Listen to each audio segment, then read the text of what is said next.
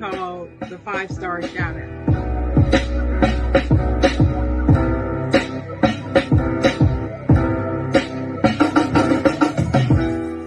I'm gonna say this line. I'm not gonna say it because I don't believe in it. I don't believe in you can't make a you know what I'm talking about.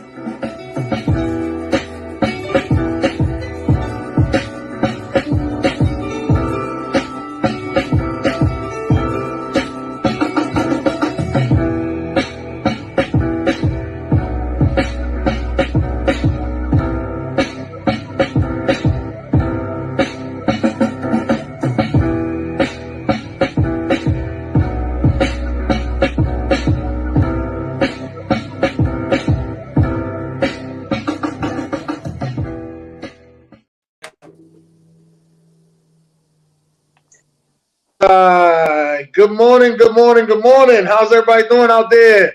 Welcome to the side, Jawn. I'm the host, Dennis Holmes. I'm with my co-host, the Chocolate Girl. Hello. Good morning. Good morning. Good morning. Happy to be here on a Saturday, my favorite day of the week. Hi, ladies. Okay. We have some family here. We have the ladies of SweetLove TMA in the building.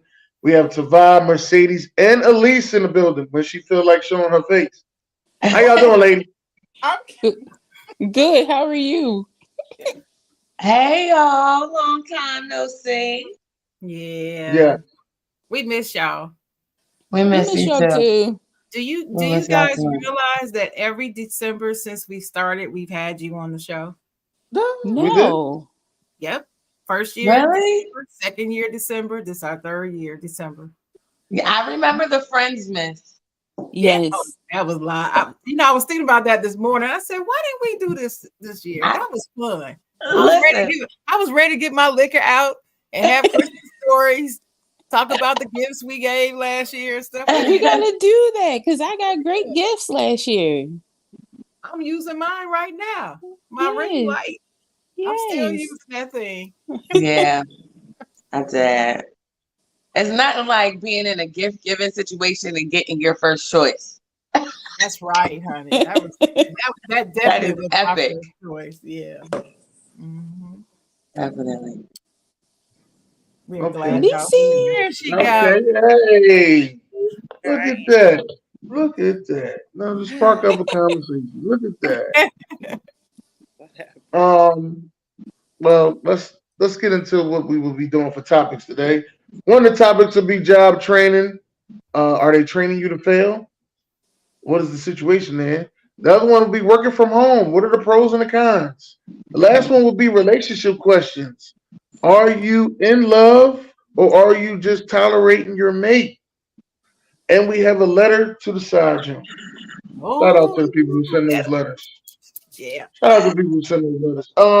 But first thing we always start off with is how was your week? And since y'all ladies are guests, which are really family, but you consider guests, how was your week? Who's going first? T. That's what I was wondering. Just go in order. TMA. Okay. Go right ahead. All right. I can't complain. It's been a good week. Busy. The holiday season has come very, very quickly. I'm still trying to feel like it's Christmas. Like I'm not feeling the whole like shopping part of Christmas. I'm looking forward to getting together with my family, but the gift part, I'm not feeling it. But other than that, I can't complain. Week's been good. Good. All right, Mercedes. It has definitely been busy. Work has been busy.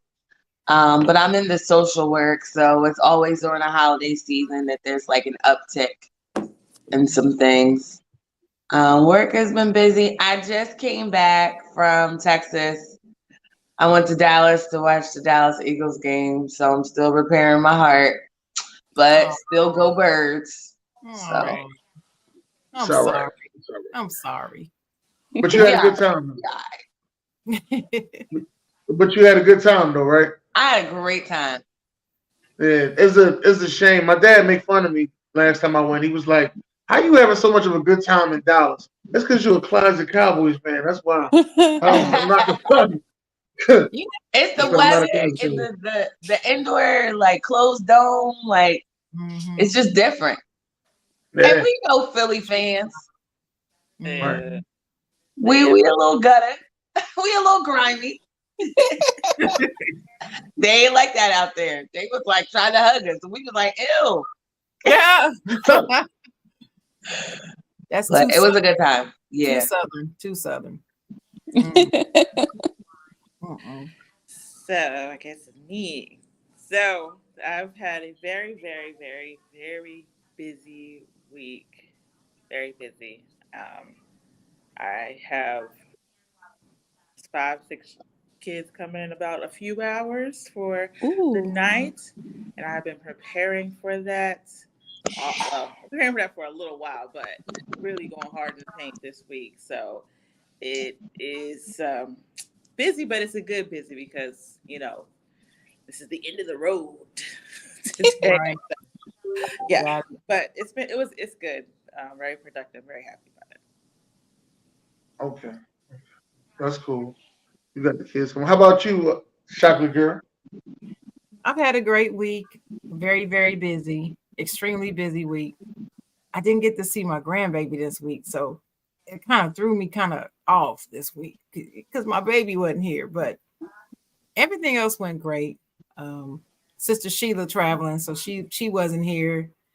But my son held me down, so I got a lot Yeah. of things done this week. Got a lot of things done. So that's a good thing. What about you, Dennis? How was your week?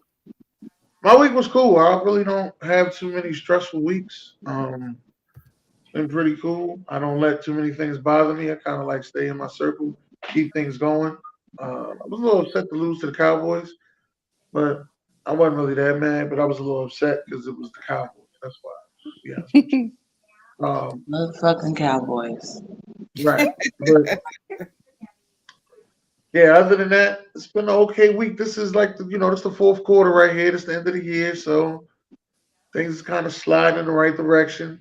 And then next thing you know is the new year. So we'll see how things go. See how things go. Everybody got New Year's resolutions, what they want to do, but we'll see how things go. I'm So- not making any resolutions this year, y'all.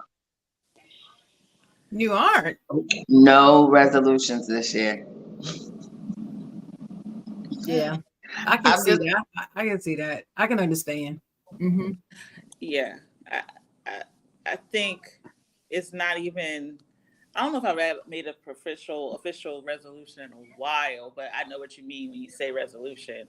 But well, my mode right now is like it is what it is. I don't know. I mean, I have my plan, but let's see. That's the mindset. So I feel you on that. I feel you on that. It's funny that y'all say that because I recorded something last year on New Year's, and when I listened back to it a couple weeks ago, it was, I don't know, things fall in line whether you really pay attention to it or not sometimes.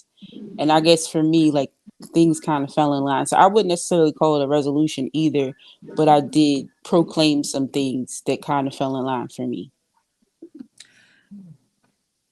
That's good. Yeah. Me, on the other hand, I think I stopped giving resolutions after 2022 because 2022 did not turn out at all like I planned. So 2023, it's been all right. I'm still here. That's a good thing. So my resolution is just to be alive to go into 2024. That's it. That's it. I resolved to do that. That's it. I think that's BJ. I think that's false. I'm like, how do you answer group, that? Right. In every group of friends, there is one broke person. That's what it is. All right. Oh, he said ugly He person. said ugly. what? Right. You know what? And if it's the girls trip, there's one hoe in the group. Just letting you know. Usually. Yeah. Well, sometimes she's a closet hoe though. Sometimes. she a hoe. She not a hoe in that city y'all from. She a hoe in somewhere else. She got I a think whole. She got I a think whole other name over there. But what's the hoish, like what's the considered hoish on vacation? Yeah, I just because I'm saying that somebody could just be sexually liberated. I right, ain't calling her a hoe. right. I ain't calling her a hoe. Well, No, usually But who the hoe, notice the he one said hoe on in the the girls' trip. He I didn't say know. right, anything about the right, fellas' trip. Like right. there's Oh, no we on hoes on the first of all, fellas' trip. Okay. we Yeah. all They hold in the all fellowship. We hoes. all know. That's Y'all the all difference. hoes on We, All the the fellas trip. are They're hoes. all and hoes we all the All looking time. and we hoes. looking for the rest of the hoes. Every That's what it last is. one of y'all. All Every hoes last one all of the oh, time. them. Mm-hmm. Yeah. They usually I stick will. me with the girl who ain't the hoe. That's usually what happens. So if it's a group of us and a group of them, I'm usually stuck with the girl who ain't the hoe. so but wait, why is she? So why is she not a hoe, and why Cause they she, a hoe? because she's in a But usually, relationship and her right, man is she's the married clocking one. Right, she's the married one, and Clocking. she got an clocking air her. tag. He got She an got an air air tag. tag on her phone. So, Oh, That's why he controls the and cash Mm-hmm. app. the girlfriend who is the hoe, y'all ain't seen her in the last couple hours. As a matter of fact, she ain't making the breakfast either. that don't be that. Listen, That shows what you know about a girls trip. We don't do Okay, right. breakfast. I'm telling you, we don't We even do do. brunch. It's And not you that don't kind miss of brunch. party. She ain't making the brunch. If you want to say no, that, she ain't making the brunch. no. Dennis, It's this is where you're wrong, Dennis. Nobody yeah, misses brunch. We don't go on girls' trips to be hoes. If we want to correct, have a hoe moment, we don't even tell our girls. And correct, Nobody knows. correct, Okay, there Nobody. You understand me? is. To the grave. yeah, correct. The true right. test of friendship though is a Miami trip. So if you and your friends can go to Miami and come back friends from Miami, that is those are Yo, your that's kind of loyals. crazy. Those I is might have to agree with you on that because I've yeah, always wanted to it's go some to Miami. females I know who went to Miami and came back mad at each other. Oh exactly. man, Miami's a different world. It is because it tries your finances. You know what I mean? First and foremost, let's be clear. First and foremost, It's finances. You think you yeah, have money, like partying in up here versus partying down in Miami is a whole level, totally yo, different.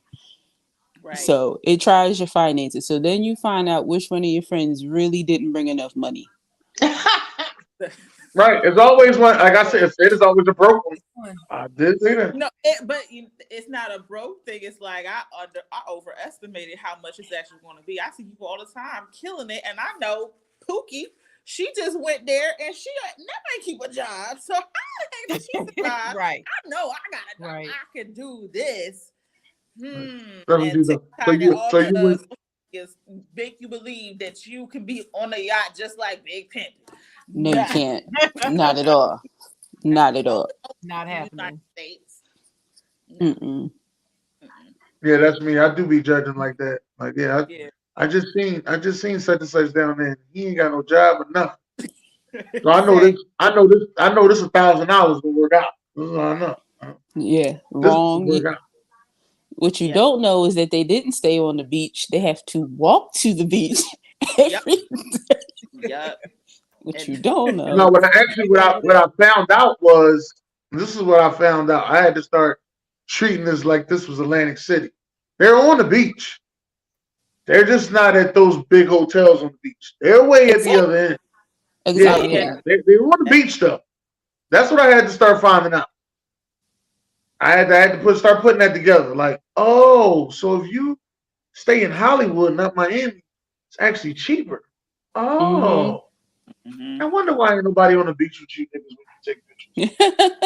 Oh, Right. okay. That makes sense. Let me get to this level. Let me get to this level. I'm sorry. Let me get to this level. All right.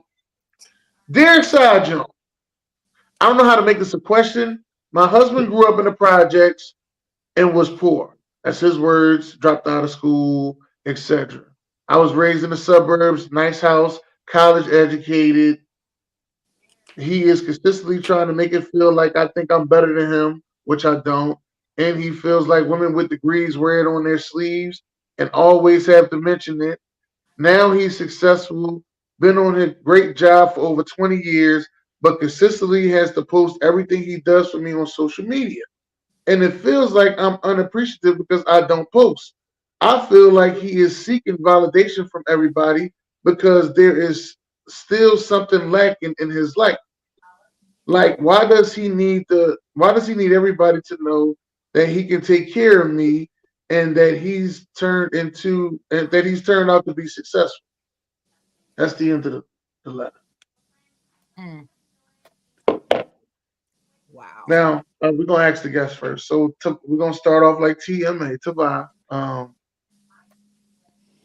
Because do you he feel? needs to be validated. He needs that validation. So he needs to be affirmed and he needs to feel validated. And posting it on social media is going to give him that by however many likes, however many comments, other women looking like, oh, he's a good man, Savannah. So he needs Savannah. Not the he, Savannah. he needs Well, that validation. So even yeah. though she doesn't do all of that, he needs the pat on the back. He needs the good job. So he's doing that. And I don't, to be honest with you, I don't even know if she could fix that. That is a childhood trauma. Like he needs that. He needs therapy. Okay, Sadie's. um, to put my thought in the simplest form, um, it's nothing you can do. Like Savai's saying, right? That's how people are seeking their validation nowadays. It's through social media, through likes. And it's like, if I don't post it, it didn't happen. So it sounds like a conversation between them about, do you feel like I am grateful? And then if not, what does that look like for you? Or what do you need me to do? Because I think it's important that the husband feels validated.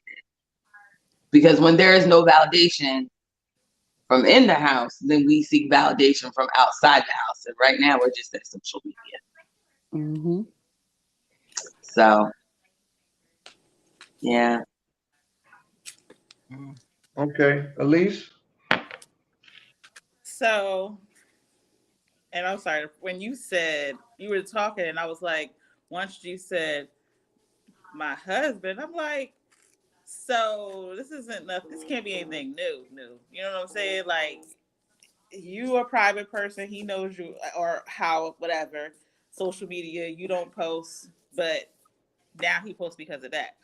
I mean, it's the same what everybody said, but I don't see a problem with a compromise either. If you have social media and there's something where you're like, you know what, that's gonna make him feel, not, it doesn't have to be everything, but it's like, okay, I don't post like that, but I will do this. Or like Sadie said, find something else, a different way to validate him, because he is seeking validation in the social media world.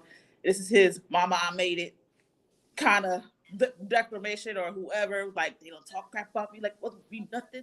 So it's like, that's his way. It's like, okay, do you, but understand my boundaries. I don't do all that, but maybe there's a compromise that we can do. Maybe once a month I post something, because I have social media if you're not going to do anything with it. But, or I'll do a story or something like that. We out being back. Like, I don't see why that's, I'm not saying she's saying it's a problem, but that, and she might be feeling also like, well, why me just being here and being this is not enough too. She might be in her little trauma, not trauma bag, but just like, might be a trigger for her. Like, well, why do I not feel like enough of, for you to have to just blast everybody? Why can't we just be us? Why can't I be just me and how I do things normally? Why is that not enough for you? Why am I not enough for you? So that's just my thoughts. Mm-hmm. Okay, what you got, And Shannon? can I ask a question? I'm sorry. Oh, go ahead. Everybody. No, go No, ahead. go Go ahead. You ahead. ask a question. Go ahead. Ask a question. Go ahead. In the letter, she does post. She just doesn't post him, right? No, it doesn't say Don't post that. at all. They don't say Okay. that. He said Okay. it just says I don't post. Doesn't Okay. say about him or anything. It just Okay. she doesn't post. But here's how I feel about it. What was really glaring to me is when she said he is constantly trying to make me feel like I think I'm better than him, which I don't. That right there speaks volumes to me because that is a major sign of an insecure man. If he is going to do that to you because of your education. And she says that he thinks that women wear their degrees, their education on their sleeve. I don't know what that means. I don't know what that means because once you get an education of any type, it doesn't have to be college, but of any type, you're going to carry that knowledge, whatever that is. That's a part of who you are now. So how are you not supposed to wear it, so to speak? I don't understand that part. I didn't like that line. And yeah, I would love to have a conversation with him about that to find out what exactly is he talking about. But that making me feel like I think I'm better than him is just a trick because he doesn't feel that good about himself. Mm-hmm. This is all deflection, a reflection of how he feels about himself, and he's trying to put his feelings on her, and it's not fair. Then I get to the line. She said he's been on a great job for over 20 years. So she's been living with this man and dealing with this for over 20 years. And I'm like, girl, you deserve a medal because Sharon couldn't do it. One of the things that I refuse to do, now that I'm older, in my 20s, I didn't understand it as well. But now that I'm older, one thing that I will not do is I will not accept your insecurities and try to make them right. That's not what I'm here for. I'm not here to heal your insecurities. Now, I'm also not here to exacerbate them or spark them or make them worse. I got that. But I'm not here to heal you. You need to recognize and heal yourself. It's an individual thing that you have to do. And then together we can come and heal whatever's going on between us because of that healing. But I can't be that. And so she has to be frustrated. I can't imagine over 20 years of someone trying to make me own that I think I'm better when I really don't. Can you imagine that? Can you imagine what that feels like? Every time you turn around, somebody say, you think you all that. And you sitting there like, what are you talking about? And I guess I'm sensitive about it because I've seen this before in some other people's relationships that I've witnessed. And it was terrible for her. It was terrible. They ended up getting a divorce, but it was a terrible divorce. It was an awful experience for us around watching it. And I'm just saying, that's what stood out the most to me. And that seeking validation thing with the social media, if I don't post, I don't post. And if you're upset with me about something on social media, then that to me is a level of insecurity and immaturity that I can't deal with. That's your problem. And I'm not posting because I don't post. Nobody knows who I see. I mean, me, Sharon, nobody knows who I see. I don't post that on my social media. And I'm not going to. And if I had somebody in my life that kept picking at me about it, he would no longer be the one in my life. That's a deal breaker for me. You're not going to control what I do. You're not going to do that. So that's how I got all of that from that short letter. That's all I got. That's cool. I agree with y'all on everything. His insecurities and stuff. And I just sit here and sometimes I think about other things. Like I was I know some guys who's like, they dropped out of school and got a job in the same job for 20, just like him, the same job for 20 years, and get excited about little things because they've never been celebrated in a big way.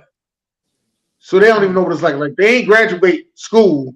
They had a family come there and say, congratulations, you did it. Mm-hmm. So they don't know what that's like. They probably ain't never had no birthday parties. They had a whole family there say, yo, happy birthday. Ain't never really been celebrated. Like maybe his marriage was nice, but I don't know. He might have get married at Justice Peace. I don't know. It just don't feel like he ever had that big celebration. That's what it seemed like to me. Like he's been celebrated and filled with joy. And maybe she should throw him a surprise party so he could get that celebration to be filled with joy. because there's a void in his life that keep hitting their relationship. Mm. I Yeah. agree with you though, but I feel like with the length of their relationship, she may have tried. Like 20 years, that's a Yeah. long time. That's not like we just met and I'm finding out these things. Like we've Right. been through some stuff. So I'm gonna, and maybe she didn't, but I'm gonna assume because like you said, there are people who've never been celebrated in their life and they don't know what that's like. Like, our team is really big on birthdays. So when we meet people who be like, oh, I don't celebrate on my birthday, I look at you like you're crazy, because to me that is your day, like, or month, however you choose to extend it. But like we go all out, you know what I mean? So I can understand never having that experience, but I know for anyone that's been in my life, I would go out of my way so you have that experience at least once. So I'm assuming that she may have done that, and that's Yeah. I hope assuming. so, but it just don't seem like it in this letter. I mean, I hope so. Wish them the best. Hopefully they make it, but it just Yeah. don't seem like it in this letter. And in this letter, it just seemed like he's been having like some RA celebrations. Like Ricky and them came over and they drank a couple beers, like stuff like that. You know what I mean? That's And what it I'm real seems. sensitive to the fact of the whole, like, grew up in the suburbs and he's from the projects. Like, Right. it was something in her that he saw that he gravitated towards. Probably the go-getter, accomplishing attitude and productive motivation is what he gravitated towards. So it was suiting him in the beginning. Right. Yeah. It sounds like manipulation a bit. Excuse me. Yes. When stuff don't go right, oh, you think you better. Right. And so what? How about that? Yeah, And I wear, and guess what? And I wear these student loans on my sleeve too, right with this, right with this degree. Right. So yes, I have thousands of dollars that tell me I'm going to brag and I better brag. Mm-hmm. Mm. I don't Yeah, even. I ain't mad. I'm not mad at the brag. Yeah, I think he's just upset with it because he didn't finish school. So Yeah, Yeah, he's upset with himself, and then he wants Right. her to dim her light. And yeah, I'm sorry, I don't think that's fair. You knew her light was there when you got with her. yeah. And Exactly. I'm just like, why would you but it's. why I would don't you even think- expect her to dim her light for you? Who are you? Mm. I don't even think it's not even. He didn't. Finishing school is one thing, but because it's about you self-educating yourself. There's a lot of successful people out there who have never even graduated high school before, or graduating college now. We see celebrities who are Right. graduating college now.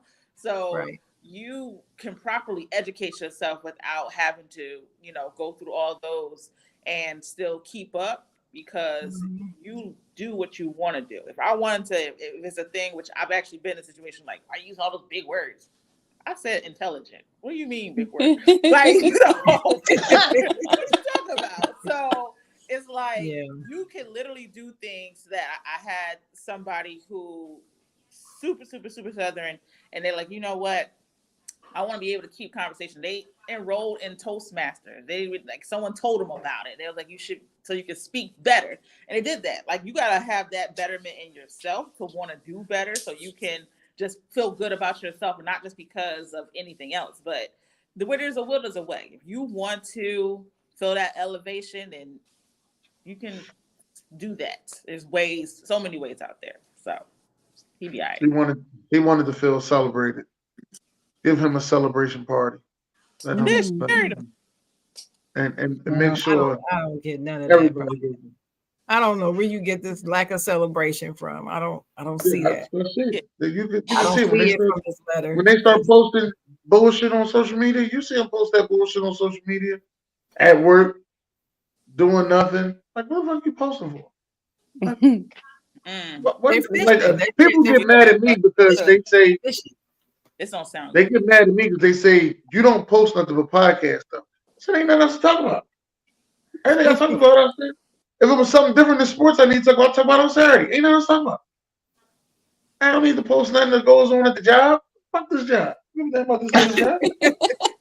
This is none of your business. That's what Right. people. Right. I don't know. No, People they think be. your business It is used their to be business. work people. It used to be work people that be looking and say they probably on here now watching. They be looking and searching to see, what he talking about. Is he talking about the job? You can look all you want to. You're gonna be a drowning ass looking for something on mine. Yeah, they won't find mine. But it's open to the public. Go ahead and search. You will be a drowning ass. Fuck that job is what I'm gonna tell you at the job. I'll tell you while I'm at the job. I'll tell you when I leave the job. I'll tell you if you call me, I'll text you. Fuck that job. Fuck about that job.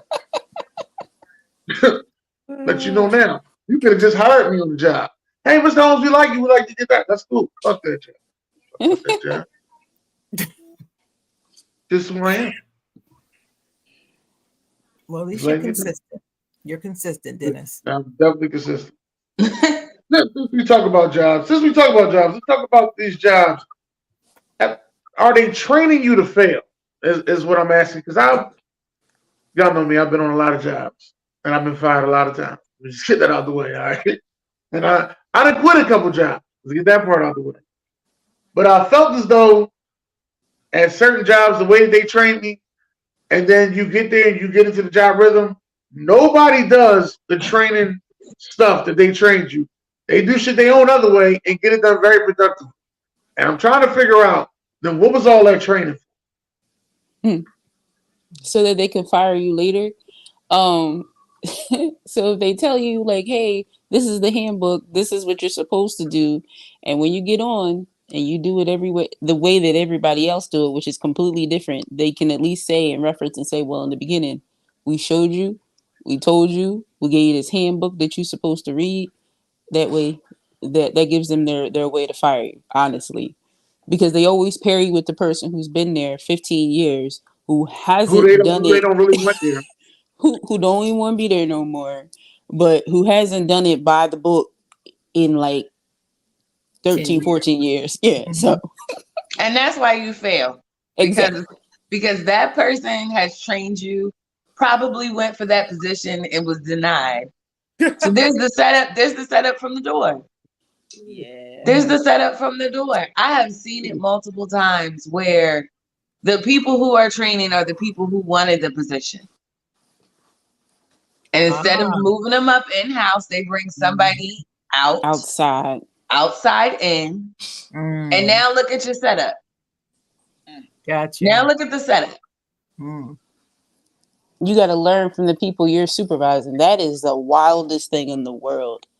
Like when companies bring you in and you're an outsider and you're relying on the staff that's there, like you said, that tried to apply, didn't get the role, to tell you about their systems. That is the biggest setup. Oh, y'all preaching to the choir. Preaching to the choir. I know a situation where I'm training to be manager.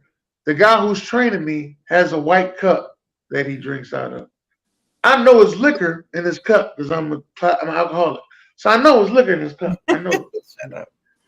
So as we training, I see the GM gets upset when he sees him coming with the cup. I don't say nothing. GM ain't say nothing.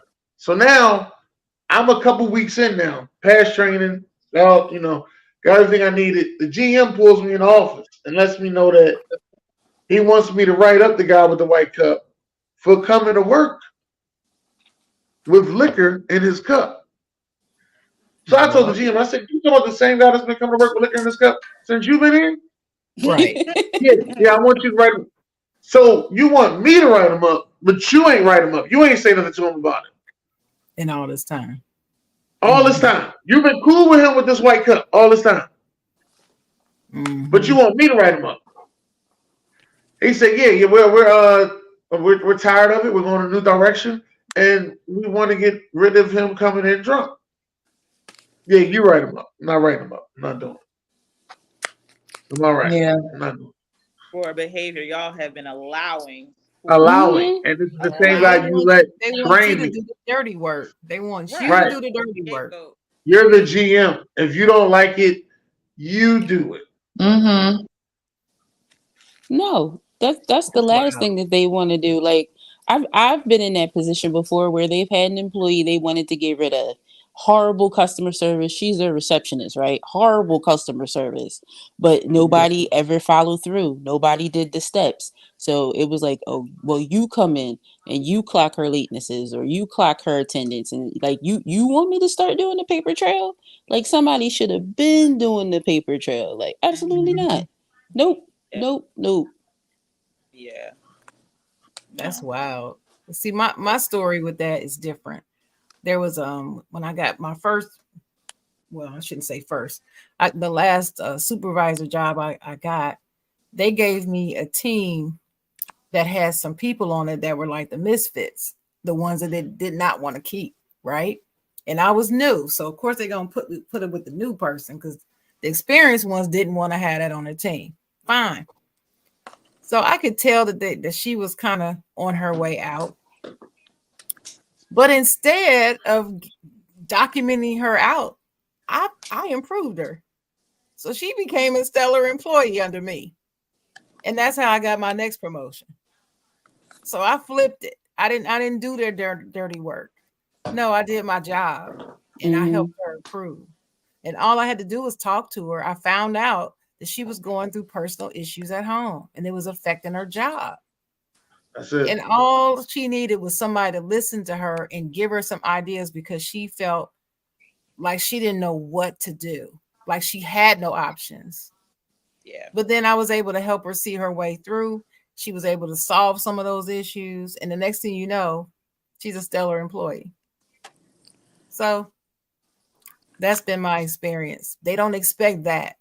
They didn't expect you to say no, Dennis. They expect you to do what they told you. But when you don't do what they tell you, you stand up, then I mean, it turned out to be a good thing for me. So what could they do? They couldn't get mad at me.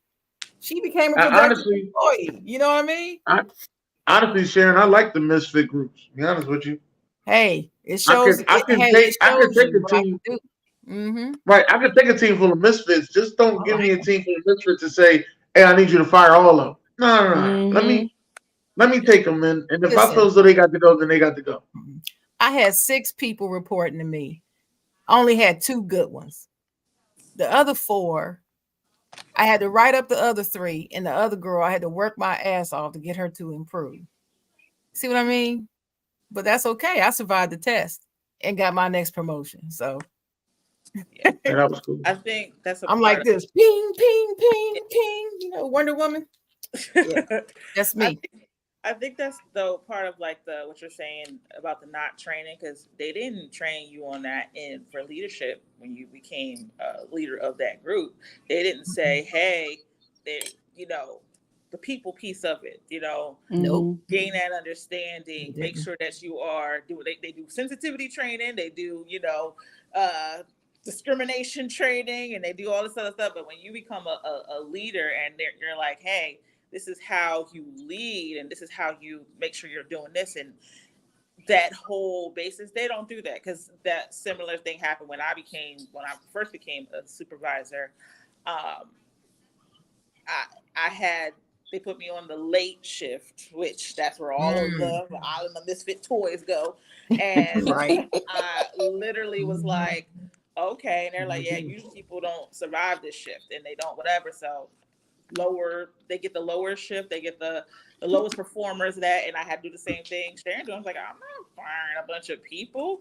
Like me first being the supervisor, I'm not firing them because number one, I've been there, and that's something I had to learn on my own, how to navigate leadership when it came to that. They had their trainings on, make sure you do this, but that's just something that they don't train. They should train. They should have that, and go from there. How to be this kind of, or what kind of leader are you? What kind of that I'm doing? That gets now where I am now because it's a really good company, but they don't teach that stuff at all off the bat. That's something that's on the job learning. I think it goes back to the point that Sharon said. Like, I remember when I worked at TSA, and we used to have to rotate. So you would bid for your shift, and you would see how people would flourish under certain supervisors and how some people would fail, and you be like, all of a sudden they're missing, they're absent, they're getting write-ups, and I'd be like, I will always wonder to myself, why don't y'all ever look at the leaders? Because if you had someone who was a stellar employee all of a sudden tank and start going downhill, you don't think it might be your leadership, that it may not be the employee? It's just easier to get rid of the employee, I guess. But I always wondered it, like, why don't y'all question the leaders? But I love going to jobs and they have no training at all, like no training style, no handbook, no nothing. And they're just like, yeah, just walk around and shadow this person and you'll pick it up, you'll get it.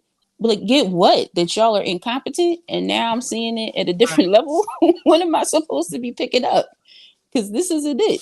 Yeah. I think managers should train managers. That's what I think.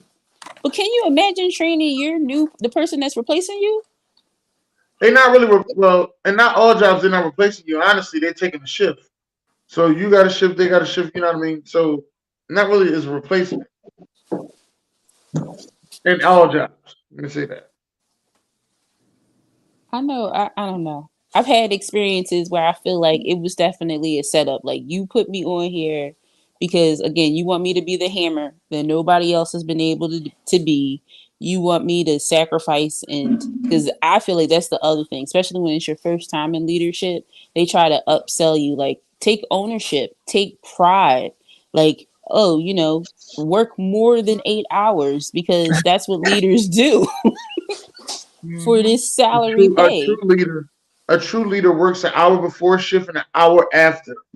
Yeah. Yeah. But hold on, wait. If they tell you that, then you see them leave 3 hours before they were supposed to leave. Right. Fuck out. I've heard that before. Hell yeah. That's the whole reason why I wanted to become a supervisor. Right.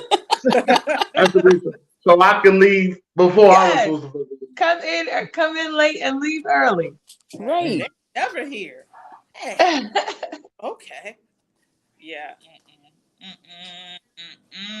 No, sir, no, ma'am. I was gonna say it's two different types of training your replacement though. So I'm gonna tell you this. You can either be training your replacement because they're about to promote you and they want you to train somebody to take your place, or you training your replacement and you don't know it. Yeah. They're about to fire you. So I mean, training your replacement can be a good thing, but it certainly can be a bad thing. That's for sure. But that's why no matter how comfortable you are, no matter how long you've been somewhere, you never, as I call it, you never sit pretty.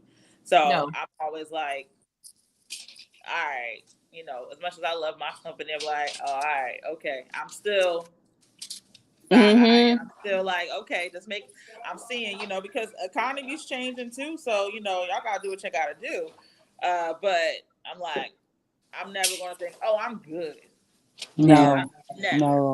We are also working at a time where there's different generations at a job. Yeah. And a generation's work ethic also matters.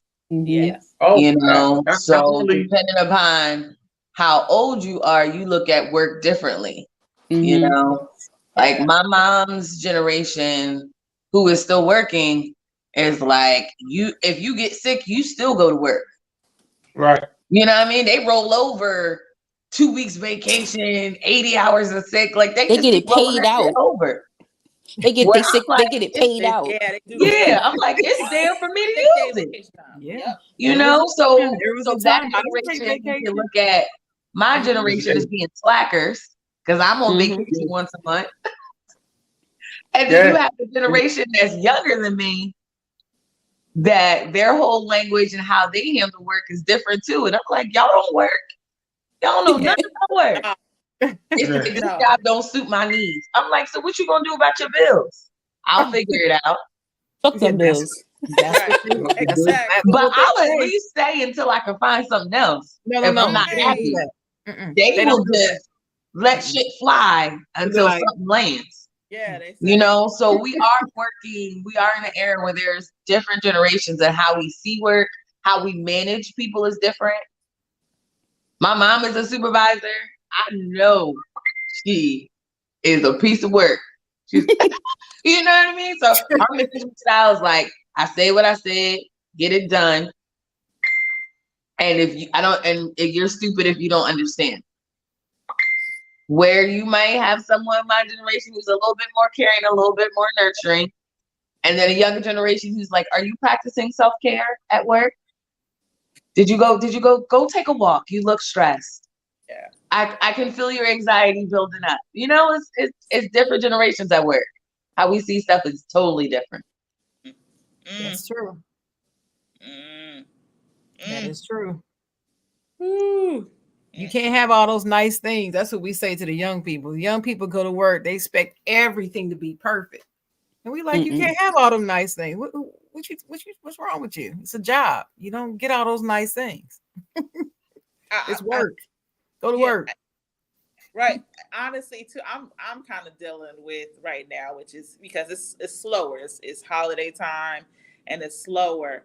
And I know that this particular person is like they struggling. But every time VTO is offered, oh, I need to go. I need to go. And I'm like, VTO is a voluntary time off. Like, you don't get paid for this. I know. Mm-hmm. Okay. And then later on is like, oh, I need help because this is about to happen to me. If you would stay at work, like, I'm confused. Like, it's you're counterproductive. Your rationale behind it don't make sense to me. Make it make sense. I'm like, the math ain't math. The math ain't clearly because you're not mathing up what you got to do. So I'm just like, okay, but you want to leave work all the time, and sometimes like must be nice because every once in a while, okay, but literally every single time. And at this point, I'm doing it every day, and I'm like, okay. I will say though, I think it's all on your mindset. So like, I think even for myself, I've transitioned. It's a job. It's no longer I'm making this a career.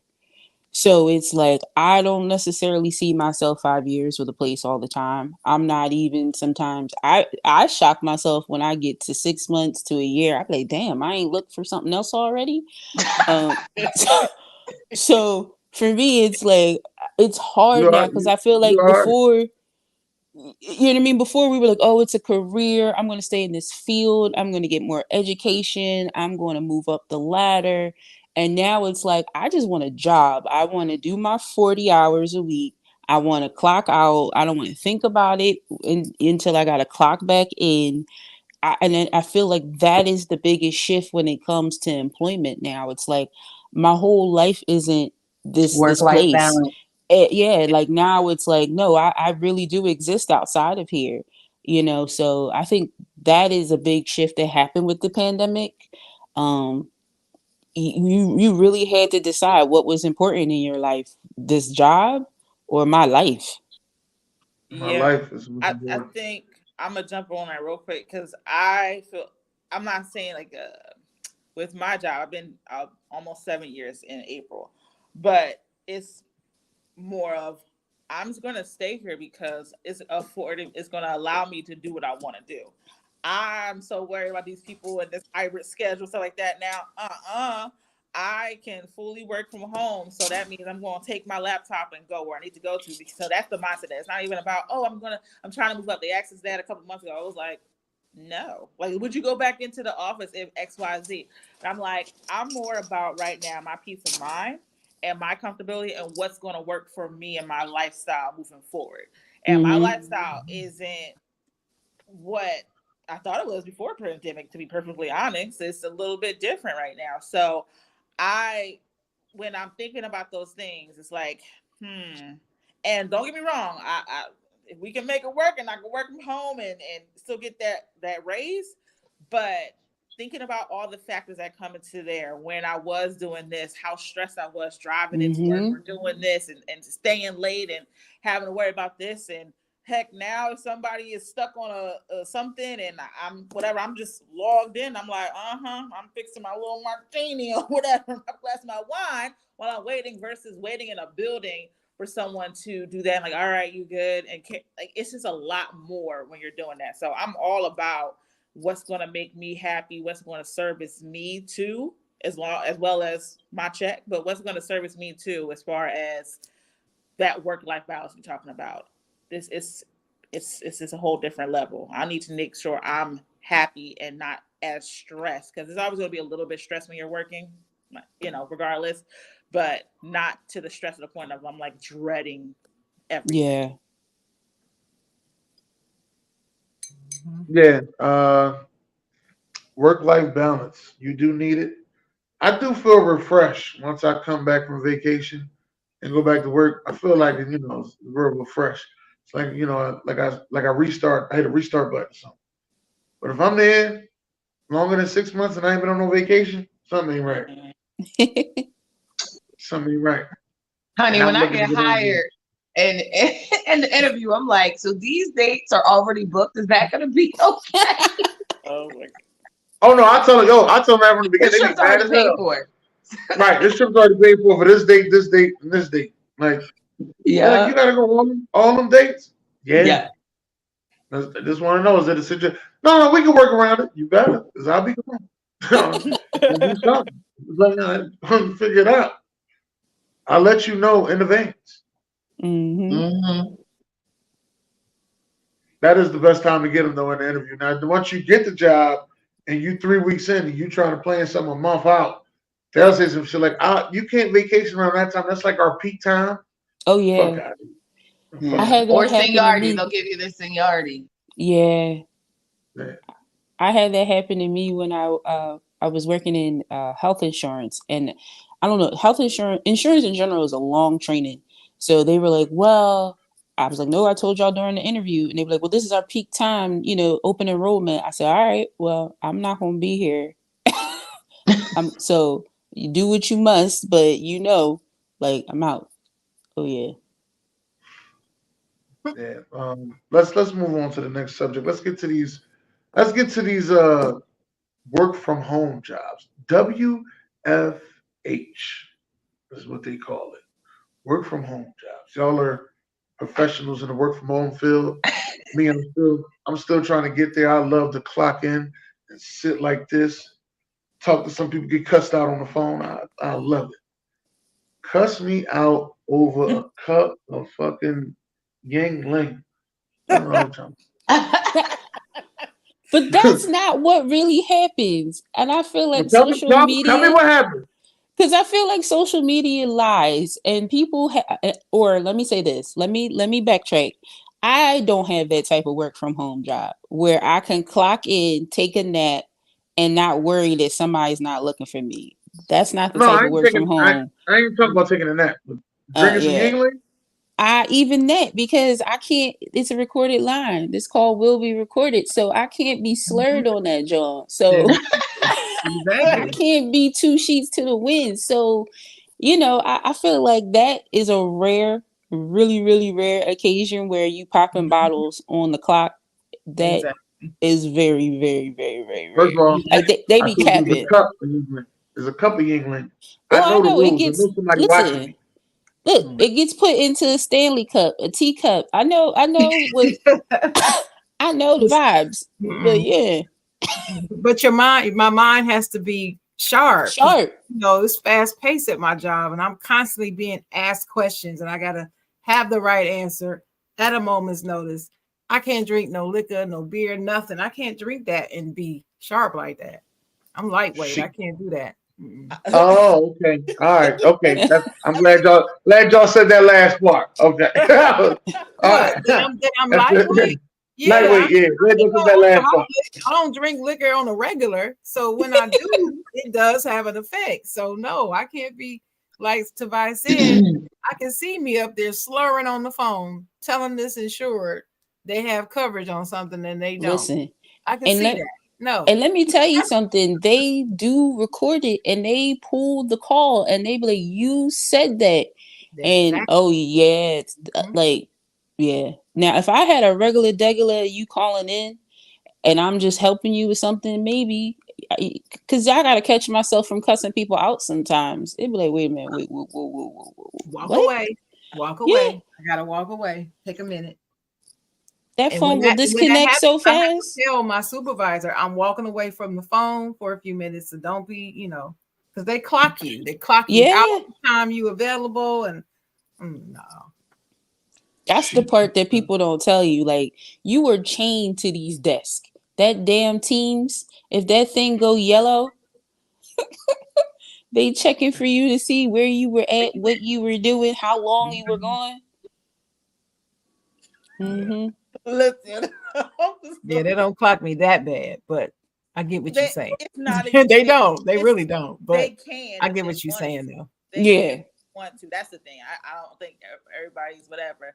I only if I see that somebody is yellow all the time, I'm like, all right, we got a 5 minutes response time. What's up?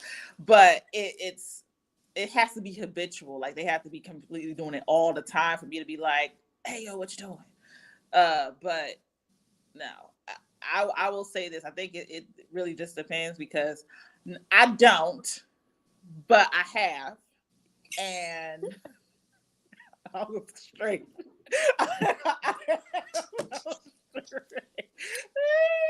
Like I was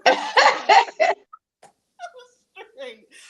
And I guess, like I said, it's not an everyday thing, and it's mostly like during the end of the week, like it's about to be Friday. I need to go. I need a nice little cocktail, something to get me going, because these people right here. But yeah, it's not an everyday thing. But yeah, boy, don't look at me like that. Yeah, but yeah, I can definitely do that. But also, it's like, you know, the people that you work with too. Like, hey, you got me, because like yesterday, I think I was in the house about 2 hours straight. That's it. 2 hours. I had things to do, so I had to. Listen, now that is the beautiful part of, all right, I'm gonna just take my laptop and go. Yep. I have taken my laptop to the doctor's appointment. I'd be like, hold on, I gotta put myself on lunch now that I'm here. Like, yeah, you not in lunch, bro. Yes, other countries, I'm not in lunch. No. Other countries, the benefit of that. Yeah, travel. Yeah, I can work from anywhere. I can work from anywhere. Mm-hmm. Yeah. During the pandemic, that was beautiful about working from home. Yeah. When airfare was cheap, and you'd be like, "Yeah, I'm gonna be out." Right. I'm gonna be out. Right. As long as you did your job. My job's not that restrictive, though. No, I mean, we do have like, if somebody sends you an email or something, you got like a half an hour response time. That's good response time. So a lot can happen. And then if you're tech savvy, you just transfer all that to your phone. So you get alerts or a message, it's in your hand. And get those if they have to call you, get those noise canceling headphones where they can't hear your background or anything like that. And you ain't like, hey, you can't hear. I'm in the car, because I take it out of the car. I'm like, okay, you ain't hear that. I'll be using turn signals. That part, turn signals. I'm like, yes, radio, all that's got to be off. The people be listening so hard in the background. It'd be like, man, mind your business. Mm-hmm. Mind your business. Look, I was cooking. I was, lunchtime. I put stuff in the oven. I had the timer on. So I'm on the phone with this lady, and I could hear my timer went off on my stove, right? It just went off. And she said, do you need to go get that? I was like, no, I'm fine. And I kept on talking about what we were talking about. I was like, the nerve of her. If I was the customer and I heard that, I wouldn't have said that to the person. You know what I mean? I'm just like, the nerve of you, lady. Right? Yeah. Get out my business. Now, the downside is how people outside of your job think you're just super available. Oh, yeah. Right? So I don't get that. Yes. No. In the beginning, I was answering phone calls. Again, it was the pandemic, so you wanted to make sure people were okay and if they needed something and checking in on people. But now, because you work from home, you're not working. Should be able to answer the phone whenever. And I'm talking about family. Yes. Yeah. Oh yeah. I'm talking about family. You know what I mean? Just you work from home, you're not doing anything. That's not true. In fact, I find myself working even harder from home sometimes. More Yeah. productive. Yeah. I'm more productive at home. Yeah. You yeah. know? Yes. Fewer distractions. I don't have those people walking by my desk having these random Yeah. conversations and bothering me. Right. That So part. I'm much more Right. productive at home. And in Yeah. fact, our whole organization is, which is why she hasn't made us come back to the office because we're more productive at home. So she said, we'll stay there. We're fine. Literally. That's what our we had a VP. Actually, yes, our VP, our old VP, she retired like last year. They were talking about, okay, everyone else is going back to the office. Let's go back to the office. She was like in the room with all these. I was like, this is such a G moment. She was like, so wait a minute, they're doing better. Our sales have tripled since they've been home. Right. We don't have to pay for a building. We don't have to pay for security. We don't have to pay for the new disinfective thing that's going on. And with the pandemic, we don't have to separate 6 feet with the things. And we don't have to do all this extra stuff and pay for all this stuff. We don't have to pay for internet. We don't have to pay for this, da, da, da. Why are we sending them back to the office? And they're more productive. And our retention has been higher since no attrition. Mm-hmm. And all the guys were like, oh, huh. Yeah, why we are. And then they made the announcement that officially, hey, y'all will not ever have to go back home. And that's when they started. I didn't believe them until they started hiring out of state. And I said, okay, let me get this stuff. But people, it doesn't make sense. The reason why this whole hybrid situation, that's just the way, I think Tavares always said it, like, yes, old people in office who been in office for like 100 years and they are so used to doing their own thing, their own way. So it's like they're so used to y'all being there that they don't know no other way of, well, we got this building, we just built this building, we just leased out this and did this, so we got to bring y'all back in, but we don't know what else to do. So it's just so it's ridiculous. It's ridiculous. And just to piggyback off of Sadie's, people generally, it used to bother me a lot. They're like, oh, you don't do nothing, you at home working. And I'm like, no. I said that to you. I know I've said it. I know. I'll be jealous of y'all. I'll let y'all know the job. Very jealous. But it's not. It's a different. I got to get up. I got to go out here. I'm working my ass off at home. Yeah, I'm letting you know. I'm working my ass off. I'm working. But I'm gonna tell you why I was jealous. I got to get out here, and it's cold ass weather early in the fucking morning. Right? Get out here in this cold ass weather. It's cold. It's cold as a horse heart out there. All right. Get to work and then work with them devils. Y'all ain't got to see y'all co-workers like that. Then you got to work with them devils. Man, fuck that job. Listen, but I'll work from home in a heartbeat. But I feel like this, and I'm not saying you, because one of the people that still be saying that, I'm like, you are a person, you're a guy who has to be physical with your work. If you sat at home with your whatever ADD you have, you would drive yourself crazy. It might be easier for you or whatever. And it might be like, you know what, this is so much easier for me to do this, but you can't sit still. So, or you can't, you got to be doing something with your hands. So working from home is not for everybody.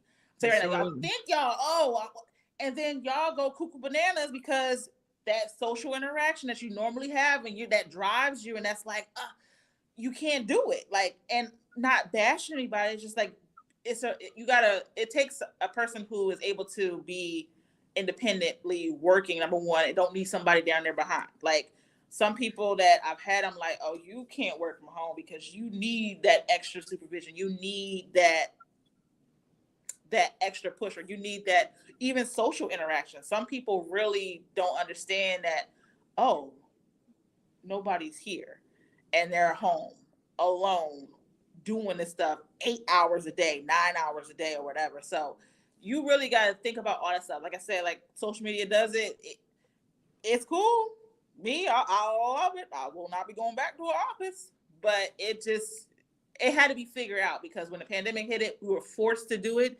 Now it's a choice. Yeah. And my job is hybrid. So I'm only in the office 2 days a week. But as someone who is a social person, I do and did miss that. Because in my field of work, like you lean on each other. especially if like your caseload is like high or heavy or stressful, that you rely on in-house resources, or like, yo, I don't get them, help me figure them out. Have you had that experience in working from home? It's all on you. Yeah. And when you do not produce or you don't fulfill the need or supply the resource, then it's like, what are you doing? And so just a simple good morning to like the receptionist, somebody like fielding your calls or dispatching your calls. Now all that additional work is on me when I'm home.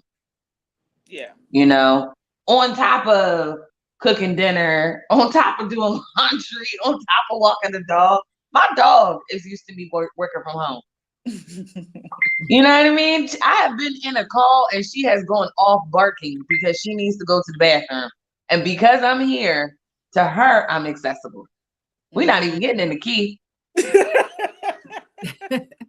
Oh my God. You know what I mean? Keith has gotten in the background of my videos and has said good morning to my entire team.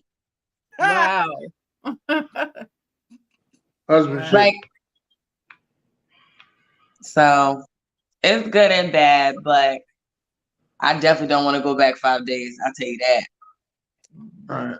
I don't want to be at work sometimes at all. I was letting you know. Well, yeah, then there's that.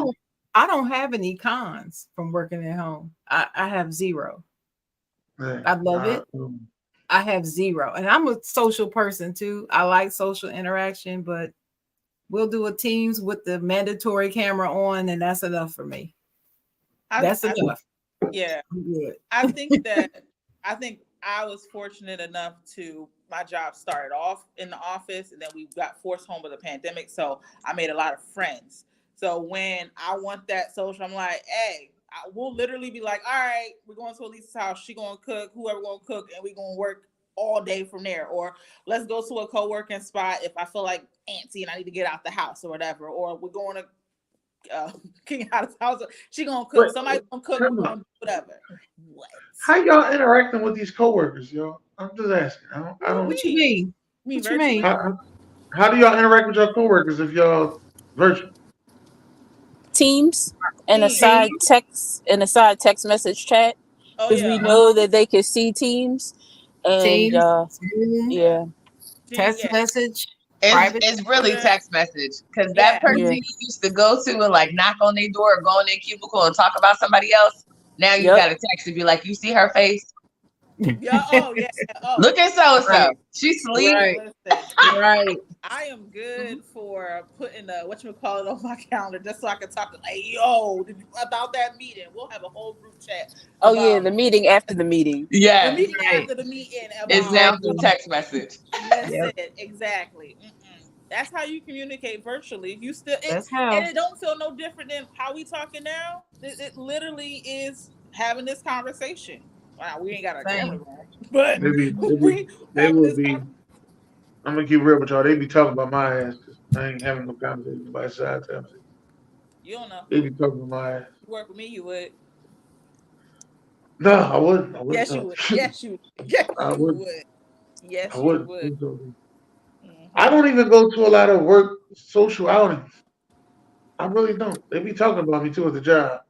Like, I don't even know why we telling you ain't coming. Like, all right, well, yeah, I'm with you on that. That's just this job though. Other jobs I have. Yeah. But I feel like that office culture is different though. It is. I feel like I've learned my lesson not to participate in the job functions, because they really do hold that against you later on. Like, all it takes is to get drunk one time with coworkers that you thought were cool, that really weren't cool. Your supervisors clocking you. They pay attention to all of that. Oh yeah, they do. Mind you, hold on. Here's the crazy part. At that same event that you got drunk at, you seen them out there snorting cocaine, but that was cool. You know what I mean? You also, you know what I mean? You seen the secretary fucking the boss in the bathroom, but that was cool. Oh, yeah, I've seen that. But show ass got drunk and fell asleep next to the speaker. But it's not cool when you do it. It's cool when they do it, though. It's cool when they do it. You know what I'm saying? It's cool when they do it. Man. That's true. It's never cool when we do it. So you gotta Nah. you gotta follow the rules. Them's the rules. But that's something that you have to learn. Like somebody has to train you because that's another opportunity to be set up. Like go into these job functions and you're like, oh, it's a Christmas party. Oh, it's a happy hour. Oh, this means I'm allowed to drink. And they Oh don't tell girl. you, oh nah, that is a whole setup. A I have Yeah. whole seen setup. I've seen happy hours do so many people in. It's not funny. I'm like, nobody told you. My parents told us when we were little, before we even became grown. This is what you do when you start working. This is what you don't do. Period. Yeah. And you They know what, Jen? trained That's us awesome that for your all folks told this. you that. Yeah, they Yeah. That's trained us. awesome that your folks told you that. Listen, Nobody ever Yeah. told me that. they tried to set me up one time. They set me up with the drunkest motherfucker there. He just come on, let's get another shot. Let's get another shot. Let's get another shot. I'm in my 20s. I'm drunk as shit. I go to the bathroom. I damn near fall asleep in the bathroom. I'm like, hold on, let me get up. I'm still at work. Motherfucker. I gotta get out of here. I started bringing Sadie's Never. with me to my job functions. I need an outside person. I need somebody who has my back because Right. Some y'all in some of here those trying to line me That you up. can trust. Mm-hmm. some of those No, job functions seriously. don't let you bring outside people. I Yeah. It's ain't workers going there. only. Some It's of them I workers ain't don't. only. I ain't Yeah. going. I ain't going. That's when I be like, you know what? I had something pre-planned. Because if Yeah. I can't have my own person that got my back, I'm not going. Because Yeah. y'all, yeah, mm-mm. Yeah. Yeah, my job, Usually, they always let you bring one person. Mm-hmm. nah, they don't let you bring Whoever that nobody. Some is. jobs don't let you bring nobody. I had to learn that. They don't let you Mm-mm. bring nobody. I'm like, I ain't gonna let you bring. No, can't bring nobody with you. Only people that work at the job. I saw that's a setup so y'all can be fucked. That's exactly what I Yeah, thought. Like, Mm-hmm. Mm-hmm. I ain't coming. I ain't even coming. Yeah. And some of that shit is predatory It on like is. management. Like I've seen like managers like get people drunk to try to take advantage of them, especially if it's like a young girl in the office or at the job they like, serving her drinks, buying her food because they've been eyeing her the whole time. You know what I mean? Fresh meat, new Gross. meat, new to the office, ain't got no Mm-hmm. bodies in the office. Some of uh, that stuff is predatory. That is definitely predatory and it's nasty. It But is. It is like nasty. I would treat those functions like my first time at a club, and I'm like, On or the I'm in I a, don't wall. know about my or first. I don't I'm know about on my it. first. I'm on it. I am on it. Like I would have to say my first time at a dollar party, not the first time at the club. Maybe my first time at a dollar party. Because my first But time at a that's dollar party, I was about like 12 years old, and the dollar party is usually lights on, lights off. You know what I mean? So when the lights go off, some freak shit happen. And when the lights come back on, people pulling their pants up, getting their shit back together. You like, oh, what were that's you what. doing? So I with my cousin, like, this what happened at the dollar party? Yeah, don't tell your grandma either. Hey, oh my. I My ain't don't. grandma.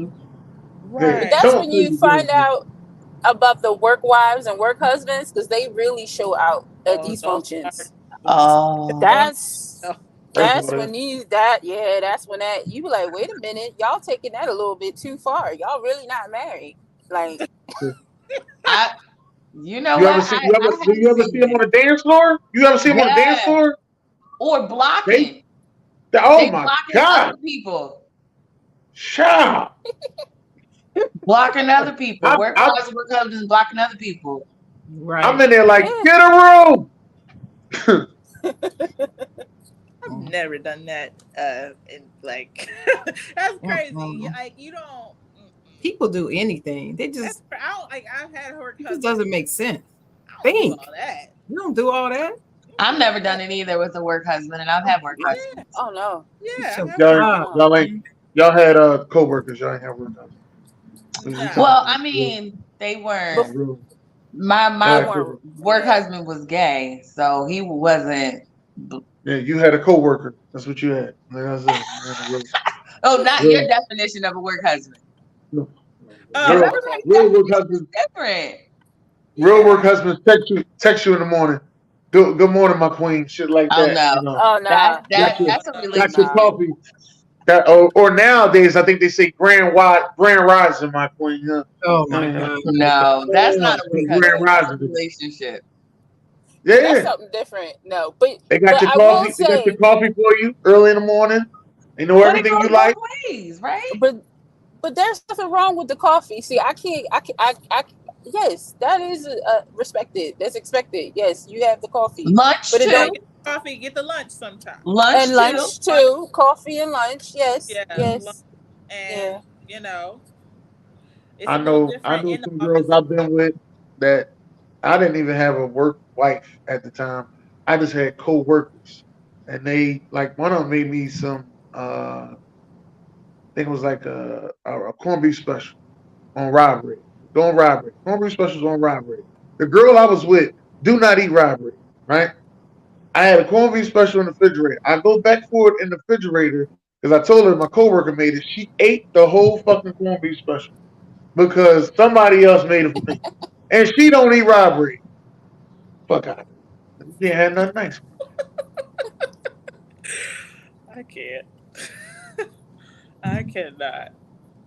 Just letting you know the life I live. But we do have to move on. We have to get to this next subject. I'm sorry about that. We have to talk about relationships. Um, for disclosure, let's get this out the way. Do not talk about your current relationship in this conversation. I don't need nobody in my DMs or catching me outside talking about some why you had my girl saying shit like that on the internet. Get that out the way, all right? Now, here's the question. Here's the question.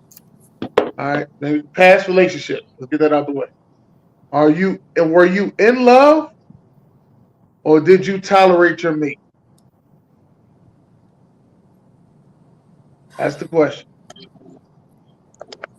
In You past pick past situations, relationship. I Yes, past situation. I think I think you do go through that phase sometimes, especially um, if they're just not doing what you know they can do. So, Mm, um, and I think if you're trying to get through a rough patch and you're trying to work with someone, that's when you're tolerating some things that you normally wouldn't. You're trying to give them the benefit of the doubt. So I can say that I've done that. Especially when I know somebody has the potential and they're just not meeting that. So I've been in situations where I've tolerated some things that now it would be deal breakers. But younger me, yeah, for sure. Other relationships, for sure. I'm gonna say this. I've started out the relationship thinking I was gonna get to that in love stage, and then things happened which got me to being, just tolerating relationships. Um, it was crazy because this girl said on a TikTok you sent me, this girl said that there's a lot of men out here who don't like women. They just like to have sex and they rather be with the guys. Hmm. And it's crazy because I've been like that where I've started off loving my girl, but then she just started not being the same person. It was like, all the shit we used to do, she don't want to do it anymore. Like we have, you know, sex in the park or, you know, we'll go places that both of us used to like. Now she don't like it. You don't ever know what happened. We go on dates. The date ain't even fun. You're like, man, I don't even want to really do nothing. Everything seemed to like turn the wrong way. I'd rather go somewhere else and have a good time. You'll see a lot of dudes spend their life at the bar and they go home drunk as shit, rather be at the house. Go home to Sergeant Slaughter. You got to hear all that bullshit. I don't think it's a dislike of women. I just think it's a dislike of the situation that they're in. I think other women would make them happy. I don't. I think I feel like that's two different things. What you're saying is different. You stopped liking her because she changed what's going on. When I think what they're saying is when they say they don't like women is and I just still tell you this. It's when they're like, how you say, low key bashing women. Like, all you women, all you women ever do is be emotional about blah, blah, blah, blah, blah, blah, blah, and saying comments like that. Is like, yo, do you even like you want me to be you? Like, do you gotta talk about something? I don't think it's so because someone's changed because you had liked that person at some point. You like women, that's your thing. But when it comes to you saying stuff and showing that, here she go again. Like here women are like, it's that generalization they put women in that category that makes you go like side eye. I'm like, do you even like women? Like you keep complaining about women as a whole and not me, because I've had to say no. What did I do? Mm-hmm. I didn't do that. So you're talking about you women. It's like you people. It's that same kind of thing. So I think that's what they're talking about, not what you're saying. That's different. That's character change, but that's just my opinion. And if I'm misreading what the actual thing behind that is. No, I think you have the elements of it, but I also think it's points where like the person you with, and I think it goes back to the letter y'all read, where the person's jealous of you. Your mate is internally like they're jealous of you, like you're living with an op and you don't even know it. And so like yeah, like they're always complaining. They're you know what I mean. They're always trying to like cut you down or humble you. Like yeah, I feel like you're living with an op and you don't realize that this person that I'm with really doesn't genuinely like me as a person. Like they Sure. like they don't like me. They're just with me for X, Y, and Z, or again for comfort. For you tolerate me because we flourish together as a team, maybe even. But you just genuinely don't like me. Like nah, I think that happens. That's a real conversation to have with somebody. I'm like, you just don't like me. Like, no, it's like, no, yeah, I don't think you do. We don't, and it's fine if we don't. I'm at a point. I'm like, if we cool, just we Say go our that separate ways. Yeah, say that. Say it. with your chest. Yeah, say it with your chest. Like, if you don't like me, just say that, and let's keep it pushing. I'm gonna go this way, you go that way, and we're gonna keep living life. Period. That's But it. no, Listen, it goes back to my conspiracy theory that a lot of people are homeless. A lot of I people knew will put you up were gonna with say things. I was You waiting. knew it I I knew was that was Or waiting. because they coming. really you with them homeless sexuals? listen, and Yeah, it could be male or female. It could be male or right. Yeah. female. But I always say because people really generalize, be like, who you live with? My peoples. You don't know who my peoples is. My peoples can be my baby mom, my baby dad. It can be my mom. It can be my siblings. It can be my girlfriend. People really just generalize who they live with, and the whole time, like they're homeless. Yeah, I truly believe that people stay with people to be comfortable. You know what I mean? Like if I can basically live rent free, eat whatever I want to eat, you know what I mean? Man's, fruit snacks. Why not? And I gotta put up with you occasionally. All right, it's a trade off. Yeah. Yeah, that's funny as shit. Man's fruit snacks. How you feel Man's about No. this, fruit Jen? snack. I don't. I've never been in a relationship where I tolerated them. So I've always been in love with the person, and I don't think I could be with somebody I'm just tolerating. I just don't have the Right. patience for that. And you know how I've always talked to you, Dennis, about cheating. I'm the one that always says, look, if you get to the point where you don't like me enough that you're looking at other people, just leave. Don't cheat, Yeah. right?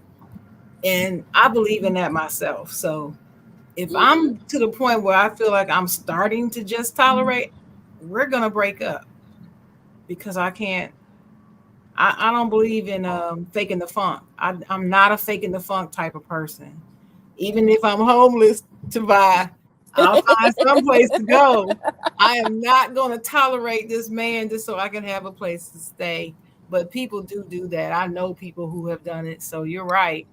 but I'm not doing it. No, I I'm always not got doing it. somebody somewhere I can stay with. I don't have to Hell stay yeah. with you. Yeah. I agree on that. Yeah. No. I think Mm-mm. too that when it comes to some people tolerate people because they love them. And and they don't know where, like, I'm like, you know what, and maybe that's the wrong word, tolerate, but they Well, no, kind you of try stay, to like you they try to stay, rekindle what y'all yeah, had. yeah, Mm-hmm. or we're like, you know what, I know this, and just let them get over this one little hump, then whatever, because you stay because what other reason besides being homeless, what other reason am I staying if I don't care or love this person? And I'm not saying that is right or anything like that. You shouldn't tolerate uh just no one wants to be. I don't want anyone to feel like I'm just tolerating her for now. I don't want anyone to tolerate me. Like, tell me, let me know. But I think love, when some people love somebody, they will tolerate or accept what's going on to see what might happen later, what might change in the relationship and stuff like that. So I think that works Yeah. a little hand in hand too. Sadie, how you feel? Can you repeat the question? I'm sorry, I got disconnected. My bad. Yes, it was. Are you in love or do you tolerate your mate? In a past relationship, not your Passive. Past current one. relationship. Yes, He said, past not your relationship. current one. Thank Don't you, answer Sharon. about your current one. Thank Yeah. you. You not. Thank you. Yeah. I appreciate the life rest. Thank you. Right. Yeah. Had to Do clarify that not thing. get me shot. Everybody gonna want to be safe. Happy holidays to everybody. Let me get that out there. All right. Have I been? I think I've been in a situation where I tolerated, but that's not how it started. If that makes sense. Right. It started off as love, right? Yeah, it starts out as love or like. But I've been with someone because it started out as like, and then I maintained the relationship because I'm be honest, it was either like status, and not status as far as like money.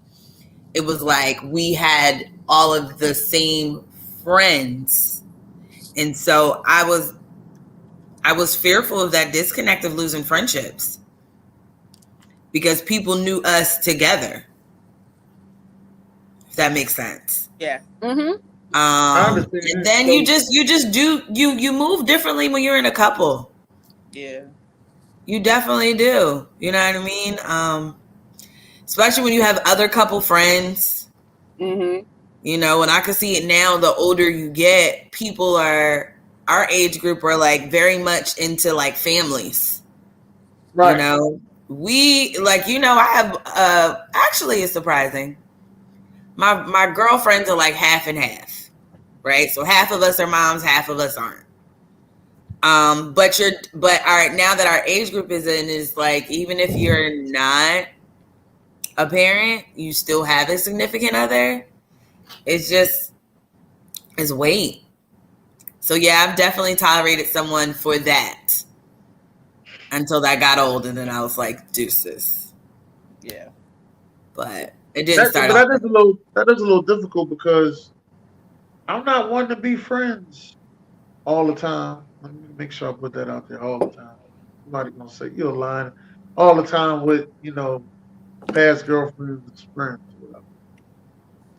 Yeah. That's awkward. Like I can see, especially if you guys been together for a long time, to now move in the circle as single when again you identified as a couple. It's a very awkward, because then it's like people don't know what you're comfortable with. If you want to hear about how that person is transitioned, moved on, or even you, like it's definitely like Tyler Perry's, what is it? Why Did I Get Married? Like to be the new couple, or to bring the new partner in on a friend circle, like a couple circle, that is really weird. It's definitely, because they're definitely comparing the new relationship to the old relationship. So And you don't know what they're reporting back. I've been there. Mm-hmm. Shit.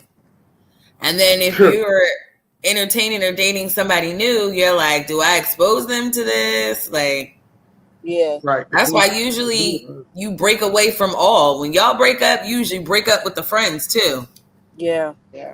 You know? I Especially see if him on you social met them media. mutually together. Not that they were already there. Not Tavine, at least. Yeah. A1 day ones. Yeah. Who have seen the niggas before you will see the niggas after you. And has. Period. And has. Yo, the change is crazy. Yo, That's how we would know if the relationship was going to work, is if you get along with my friends. If you don't get along with my friends, they see something or you see something. It's just, there's something there that maybe I'm blinded by love or something. So I do take that into consideration. Like, I could say for facts, there was one relationship the Sadie's was in, and I was like, I don't like him. I don't like him. Like, he's nice, but I don't like him. We never what'd got you say? along.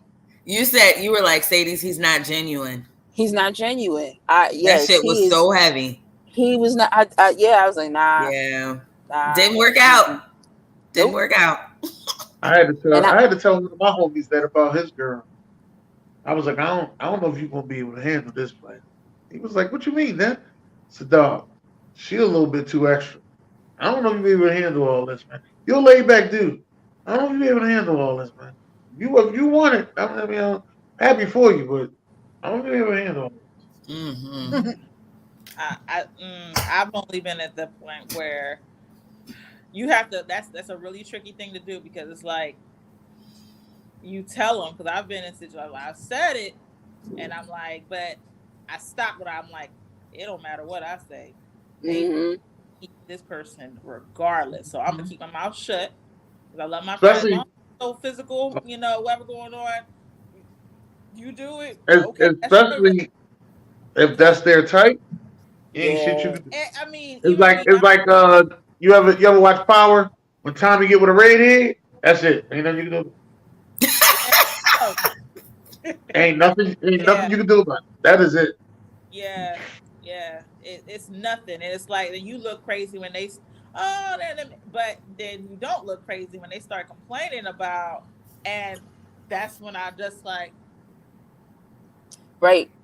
Because seriously, because you don't want to come off like a hater. You don't want to come off like you're jealous. Absolutely not. Absolutely not. It's not.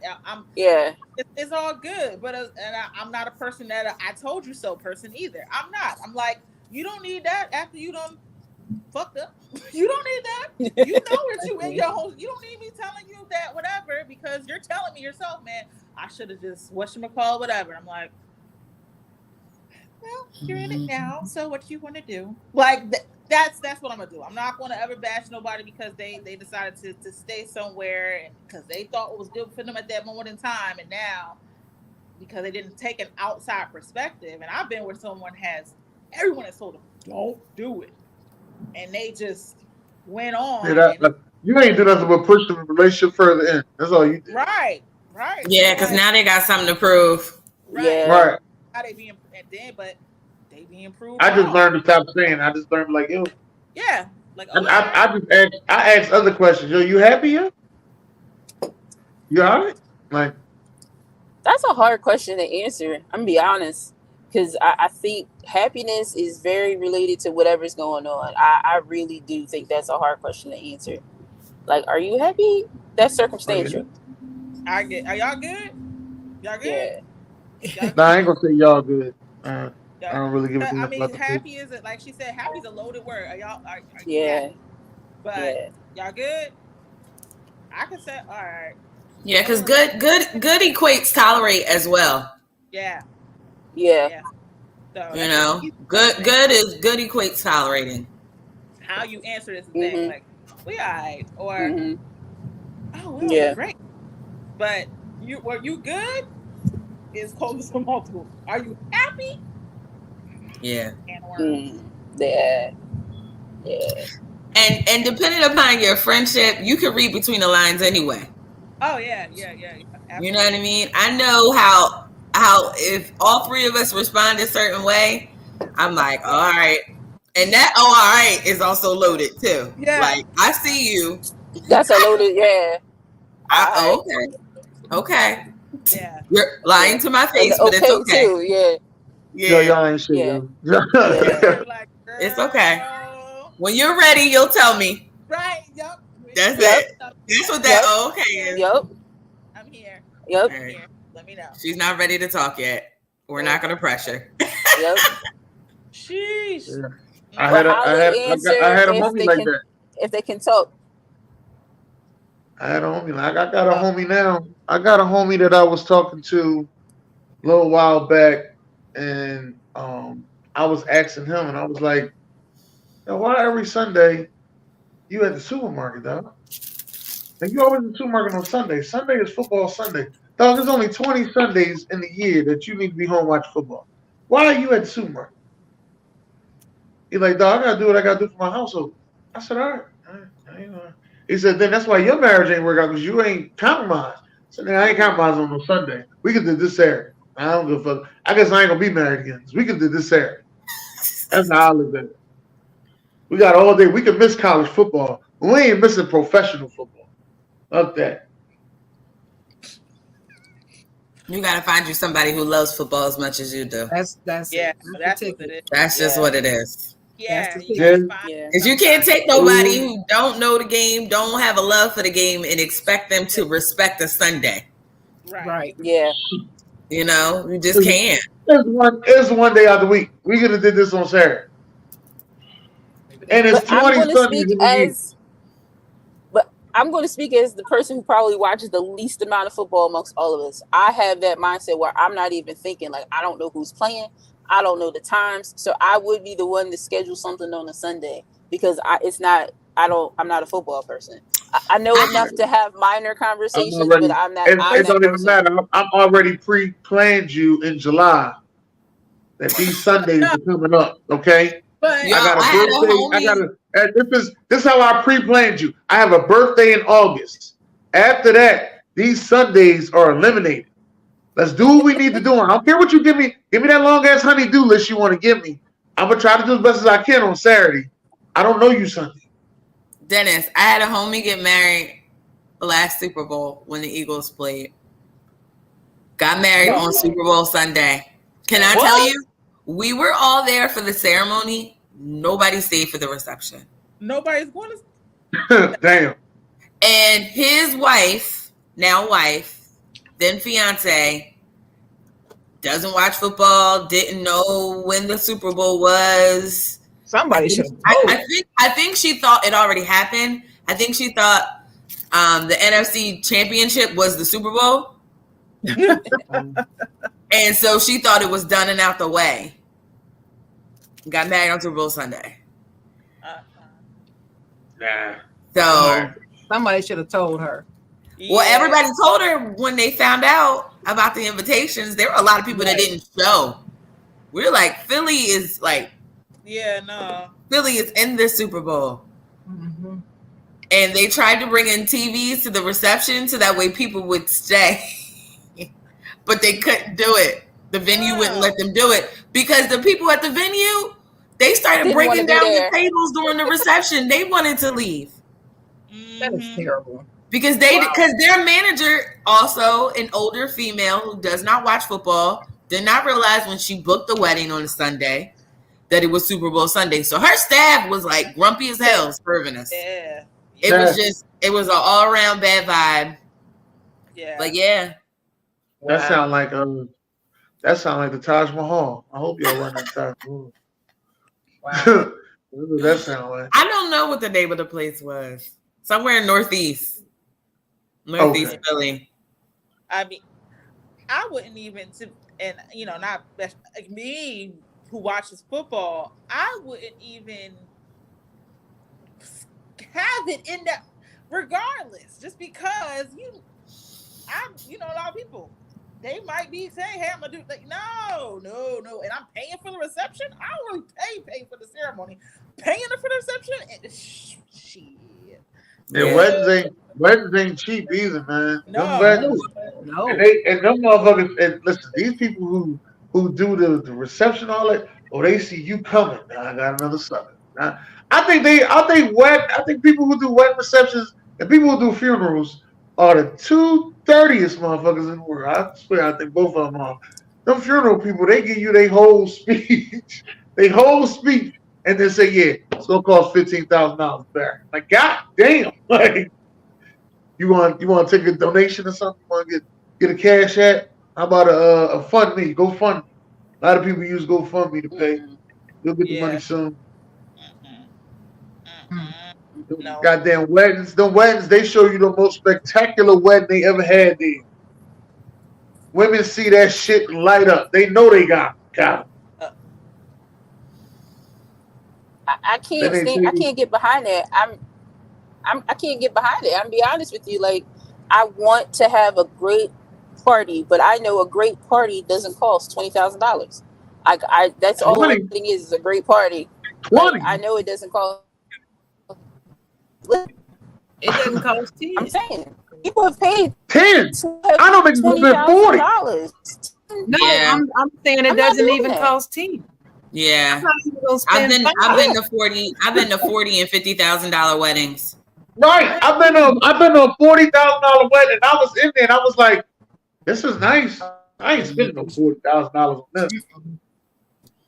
Yeah, we could have my wedding was almost in the 20s. Almost. Mine was 12. Mine was 12. I did have. They had a jillion people at her wedding and in her wedding. So that you like, if you know who is going to show up, like, and you already know, like, you ladies, Sadie's wedding was an entire event. Okay, it was an entire event, so that makes sense. But you be seeing weddings that are like not as many people as you had, and they spending 20 G's in the wedding and stuff like that. I'm like, oh, okay.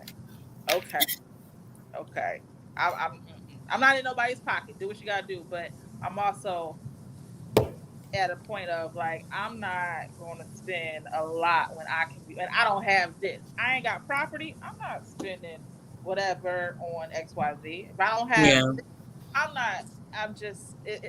it's too unstable now. Maybe before, when everything was all good in the hood, yeah, but it's too unstable now, especially to me to be putting all that into one David. Now it's going to be special. I'm going to tell you that right now. It's going to be all the goods, but I'm going to end up doing it the way I need to do it to still be able to enjoy a honeymoon or enjoy the stuff. Because I've seen people who actually hasn't even gone on a honeymoon yet because they spent so much money on their wedding that they couldn't afford it. That's what I said. I said the same shit. I'm like, dog, you got to go on a honeymoon. Yeah. You got to go somewhere and lay your head down and just like breathe after all that shit. After a wedding, you got to fucking breathe. And then you got to stay up that night. And you got to, and the fun part is, like, when you go read the letters and everything that everybody got you, gifts and all that, that's the fun part. You know what I mean? Yeah. And counting that money and eating chicken wings, that's the fun part. You know what I mean? So, yeah. But other than that, if I was to do it again, yeah, I might go to get a destination wedding. Let's get it over with. That's how you weed people out. Destination wedding. Yeah. I mean, because most of the people coming to your wedding ain't get you no gift. So I don't care what you say. Most of the people coming ain't get you no gift. You can forget that. Yeah. And a lot of people don't have wedding etiquette to get you the right gift. What they're supposed to do is bring you $100. That's wedding etiquette. A lot of people don't have wedding etiquette. They're supposed to pay. You're supposed to pay for your plate and. So if your plate, if it costs like $150 a person for the caterer, you're supposed to do at least $150 to pay for your plate and. Right, and if you bring somebody, it's $150 and $150. It's just because it's the plus one. So that's $300 as a couple. Just let you know that. For people who don't know wedding etiquette. Now, and depending upon how much it costs, yeah.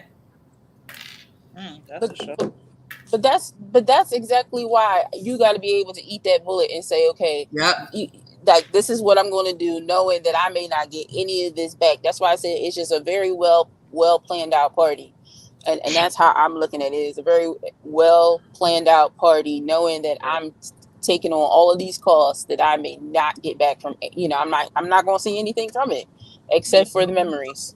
So yeah. And there's stuff that I don't remember because I just don't. I can tell you I didn't. Would I redo my wedding? Yes, I would, because my wedding was gorgeous. Yeah. You would redo it? Huh? You would redo it? Yeah, I would. I know what I'm doing now. I know what I'm doing now. You would spend all the same amount of money again? Yeah. Shit. Yeah. I know what I'm doing now, though, Dennis. My thing for me wasn't the money. I didn't have anybody in my immediate family who had a wedding. Right. So I learned all that stuff on my own. Gotcha. And I did all that stuff by myself. My grandparents got married in the kitchen. Yeah.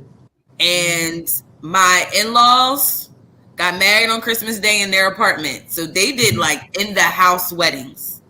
Yeah. My brother-in-law, justice of peace. None of my siblings are married. So I was the first one to do it. So there were things that I did not know. I kind of got the wool pulled over my eyes a couple of times. And I could probably knock my wedding. I could probably do the same wedding, save a couple $1,000. Because I was just falling for the okie doke, like, okay, that's how much that costs. All right. They showed you that booklet. They did. With the video and everything. You're like, oh, this is so nice. And I had an engagement party. Yeah, I did too. Yeah. That was cheap. Yeah. They get you. They good. They are fucking good. They good. I'm not doing it again. Think about it. I go somewhere and eat low. I probably go to Vegas and eat low. You like the hangover. We know. I don't know. Y'all laughing. I'm there too. I think a Vegas wedding would be fun. Yes. Be right there. I think a Vegas wedding would be fun. Yeah. It's a party. Blueberry suit, right? Blueberry suit on, and we be right there. We be on. Not blueberry suit on. Okay. Ooh, sorry. Hold on. Yeah. Okay. Well, this is the end of the show. Anybody got any last words? No. I'm sorry. I know. I got one more thing. I'm sorry. There is one more thing. I'm sorry. There is supporting us in Black-owned businesses.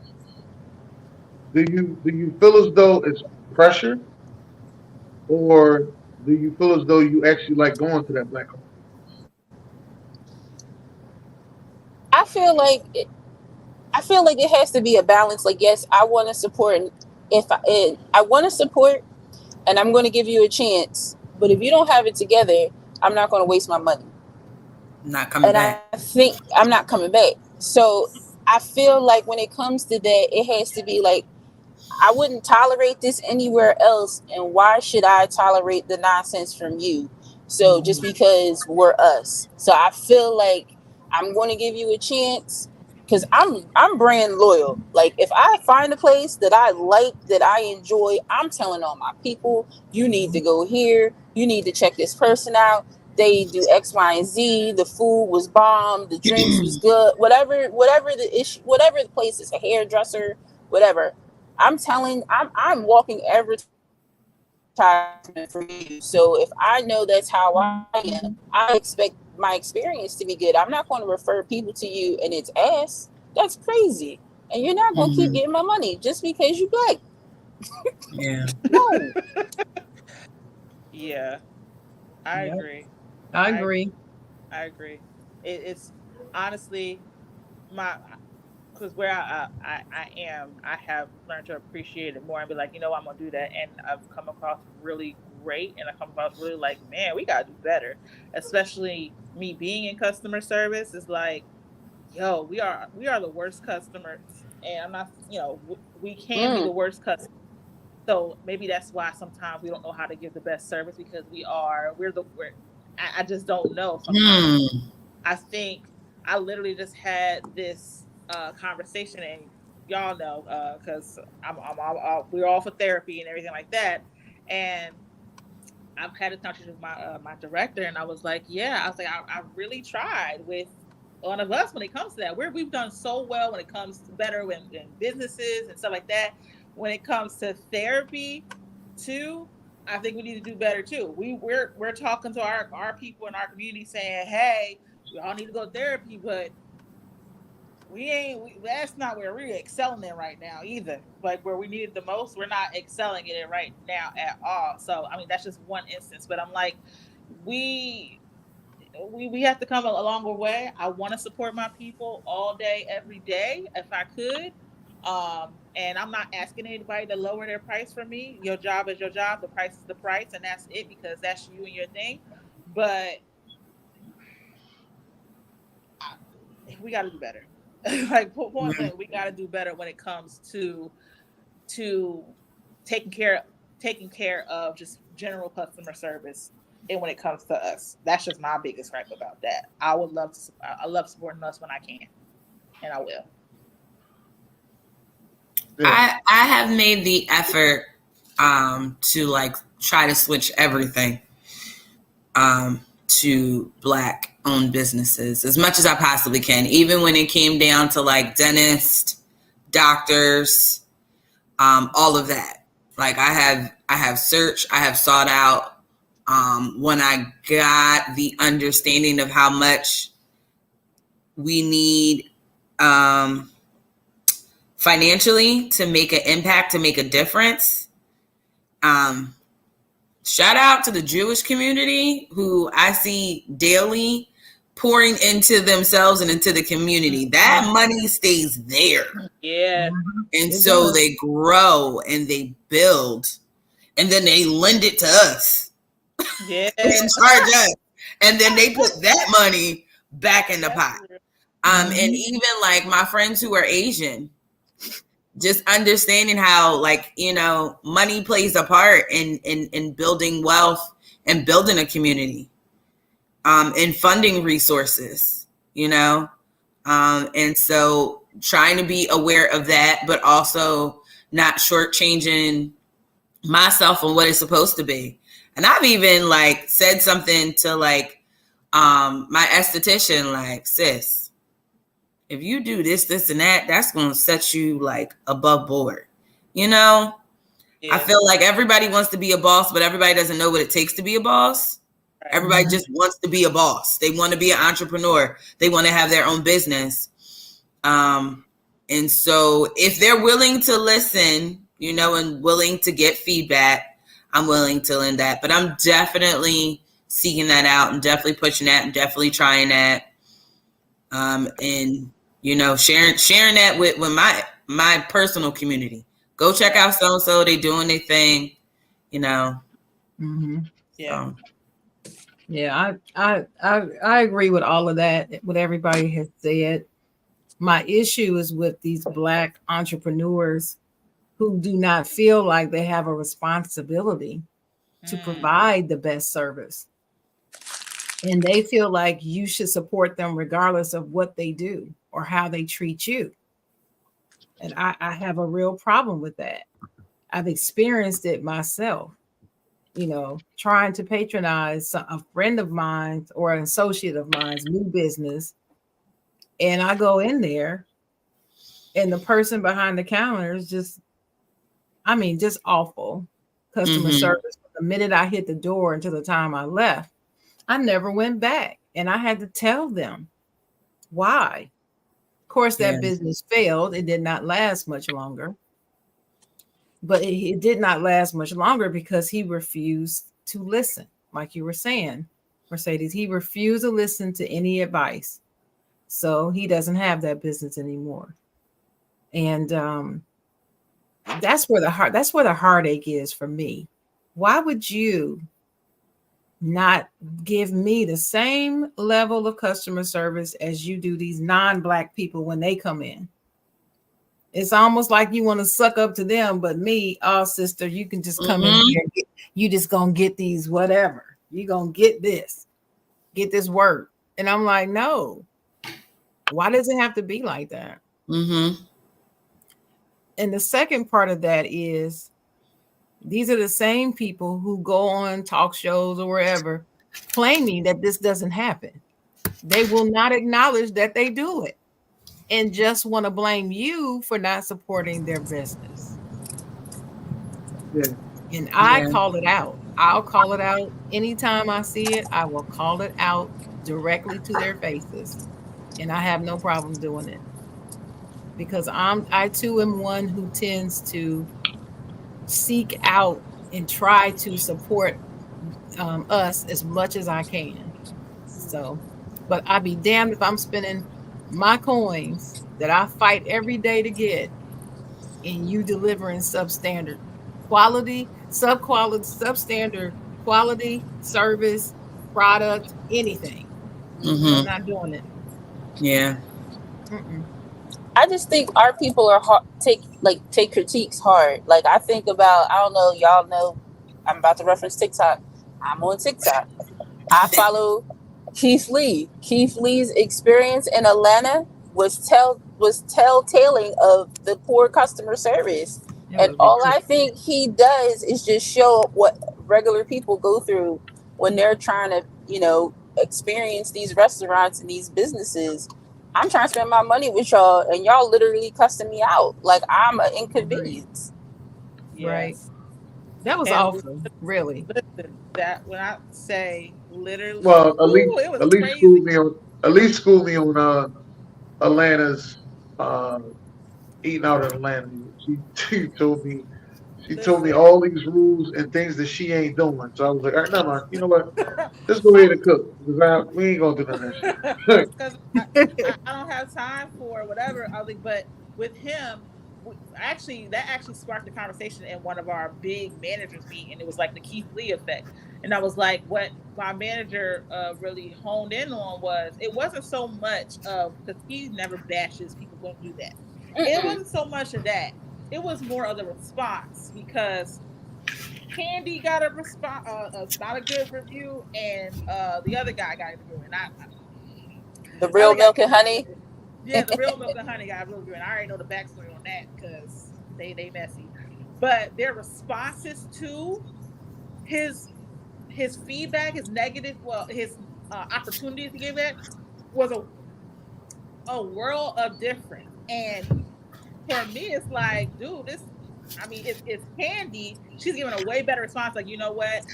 Taking ownership of we need to do better. Blah blah blah blah blah blah blah blah blah. The other guy, he just was like, had this arrogant, like, who are you? Like, who are you? And I'm somebody like, with thousands of followers. with millions of followers. He got millions of followers. He got millions of followers. He got like a cult following. You say something about him, Right. they coming for you. Yeah. Right. And I'm like, you're like, first of all, because there's milk and honey, and there's the real milk and honey, and his food ain't even that good. Like, to be acting like that, it's just a little vibe place or whatever, but it ain't that good. The milk and honey that he used to work at, which side note, he used to work at, and they split. That's why, because she probably because of that arrogant attitude and arrogant whatever, she was just like, nah, I'm not. We got to split ways. So, and that other person who has that other business has 2 or 3 locations, and he only has that one location that probably is going to go down in a while because I haven't heard about it in a minute. So people probably boycott it. They need to because it ain't that good. Yeah. Okay. I'm gonna end it with this on customer service and supporting us. I'm gonna say when it comes to us, it's always extra. Like I've seen this. I've seen this with my own 2 eyes. Um, my grandmother wanted me to work at the restaurant, but she wanted me to work up front at the register. I didn't want to work at the register. I wanted to work in the back, and I wanted to learn how to cook. Right?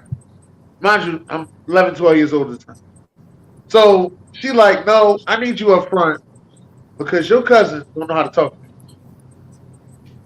And I'm still sitting there like looking at my like, what they got to do with me? Like, I'm trying to learn how to cook. Like, she broke it down. She explained to me. She said, I'm losing customers because of your cousin. This is that, mind you, my cousin is Nappy Nicky, and this is Nappy Nicky.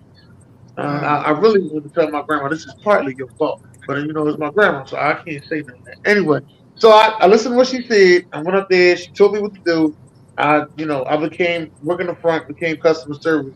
But I've seen people that actually came in, got mad at me, then went across the street to the Chinese store, got mad at them, and just kept ordering food from them.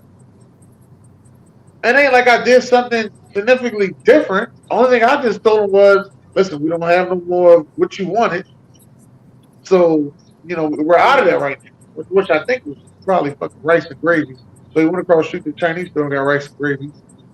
And he cussed their ass out too. I was like, and that's when I had to learn, like, it's not really about um the food. It's more so about how they treat black owned business. You got some people who actually can't wait to come to a black owned business. You got some other people who just expect more out of black owned businesses and looking for the hookup. Don't want to pay full Yeah. price, but ain't got no Yeah. problem paying full price for Louis Vuitton and shit like that.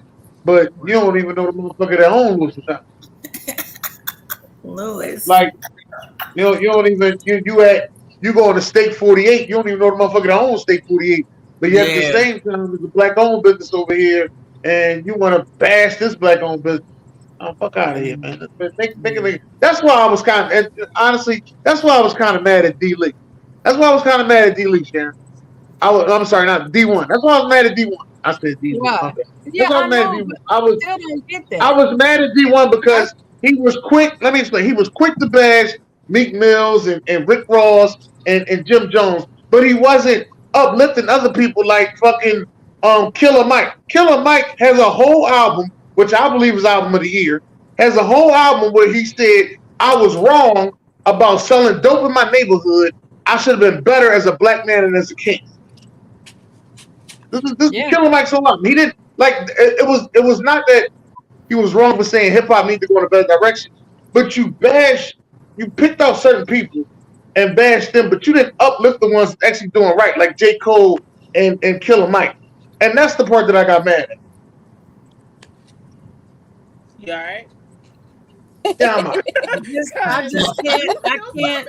I can't get mad at that because in real life, if we discover something that's wrong, just regular old people like me and you don't go around looking for the one that's doing great so that you can uplift the same people at the same time. You don't even do that in your life, Dennis. How you gonna hold him to that? You don't do that. I'm not the one. I'm not the one that's actually out there. I know it. That's what I'm saying. But how can you expect him to do that just because he is the one out there? That's an unrealistic expectation. And it doesn't mean that he's never uplifted them. He just didn't uplift them in that interview when he was pointing that out.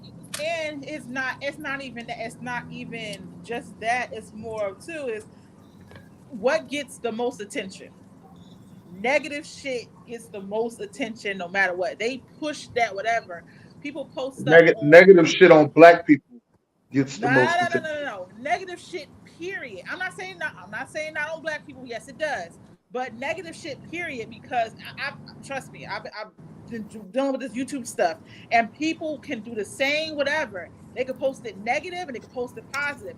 This person got so many more views because the title was negative, but it actually ended up being positive. And someone's like, I don't understand why you wrote this title. They were like, well, no one would have read it if I wrote the positive part about it. Everyone caught your eye, like, ooh, that happened. But the whole thing was positive. It was a quote unquote bait and switch or whatever. But they were like, oh, why didn't you just say that it was this? Not as many people are going to read the positive stuff as they are going to read the negative stuff. That's true. That's true. That's just how, and that's how algorithms be doing too. They're like, oh, this has the more traction because people are, I won't say nosy, but people are like, ooh, what's this? Ooh, what's going on? It's going to push the negative more. So that part come out because it could have been interviews out there where he was saying good stuff, or he was saying this, or he is doing X, Y, Z. Well, but it is, Elise. He actually did a song with Killer Mike 10 years ago. He been knowing Killer Mike for a long time. So he got 11 albums.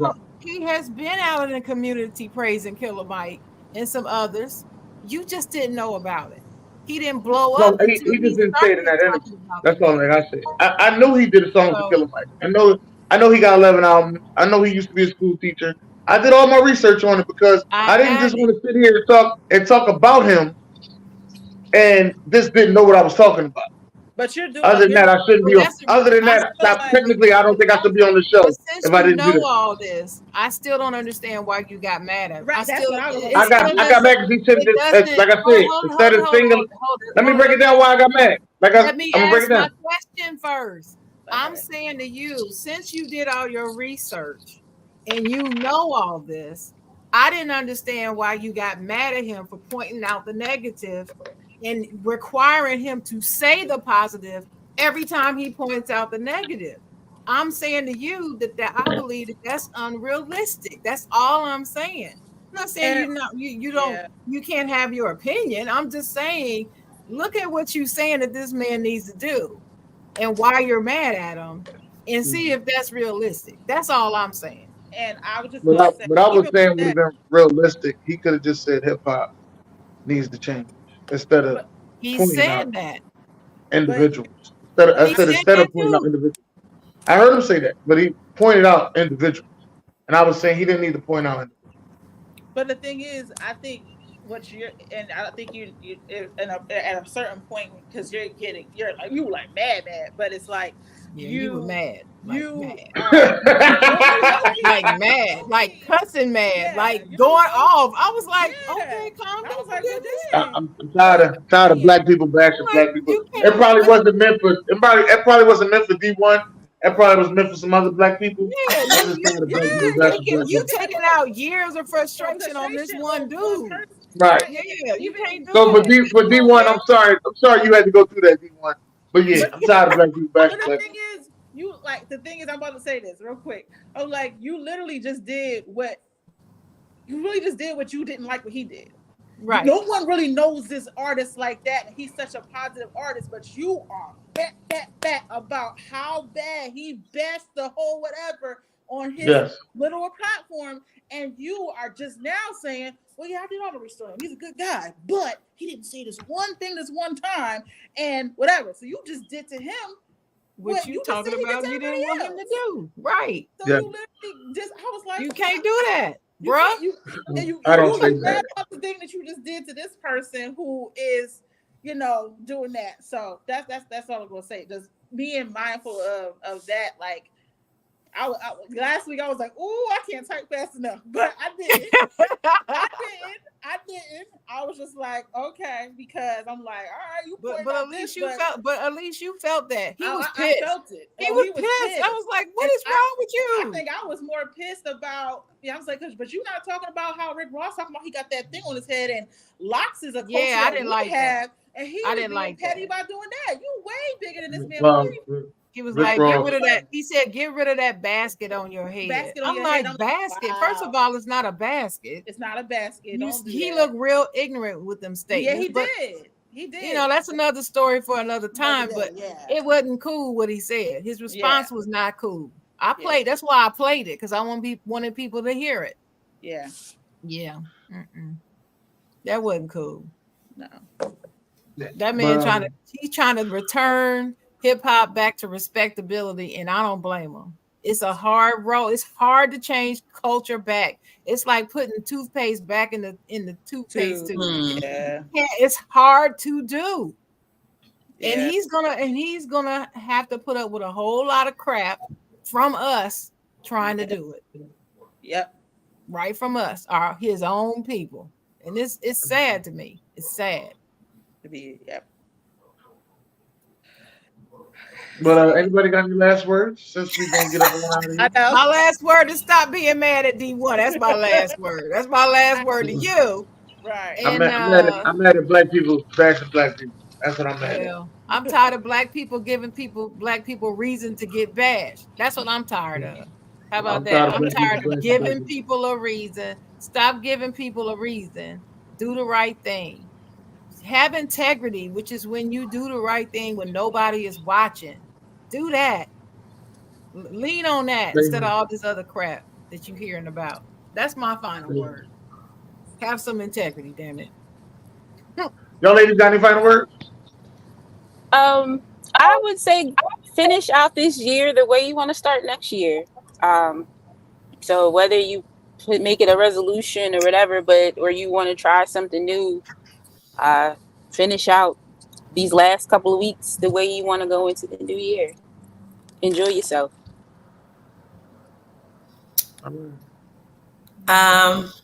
Yeah. I just want to say thank you for having us. Yeah, thank you. Appreciate That the love. Stadium Appreciate be the killing love it. you guys every always December, show. every December, y'all gotta, Thank you. bring Thank it. you for having us. Yeah. Stay safe, y'all. Be present. Yeah. Be present. Yeah. Stay safe and be present. Be aware. Yeah. All right. Thank y'all for coming out today. Have a great day. God bless.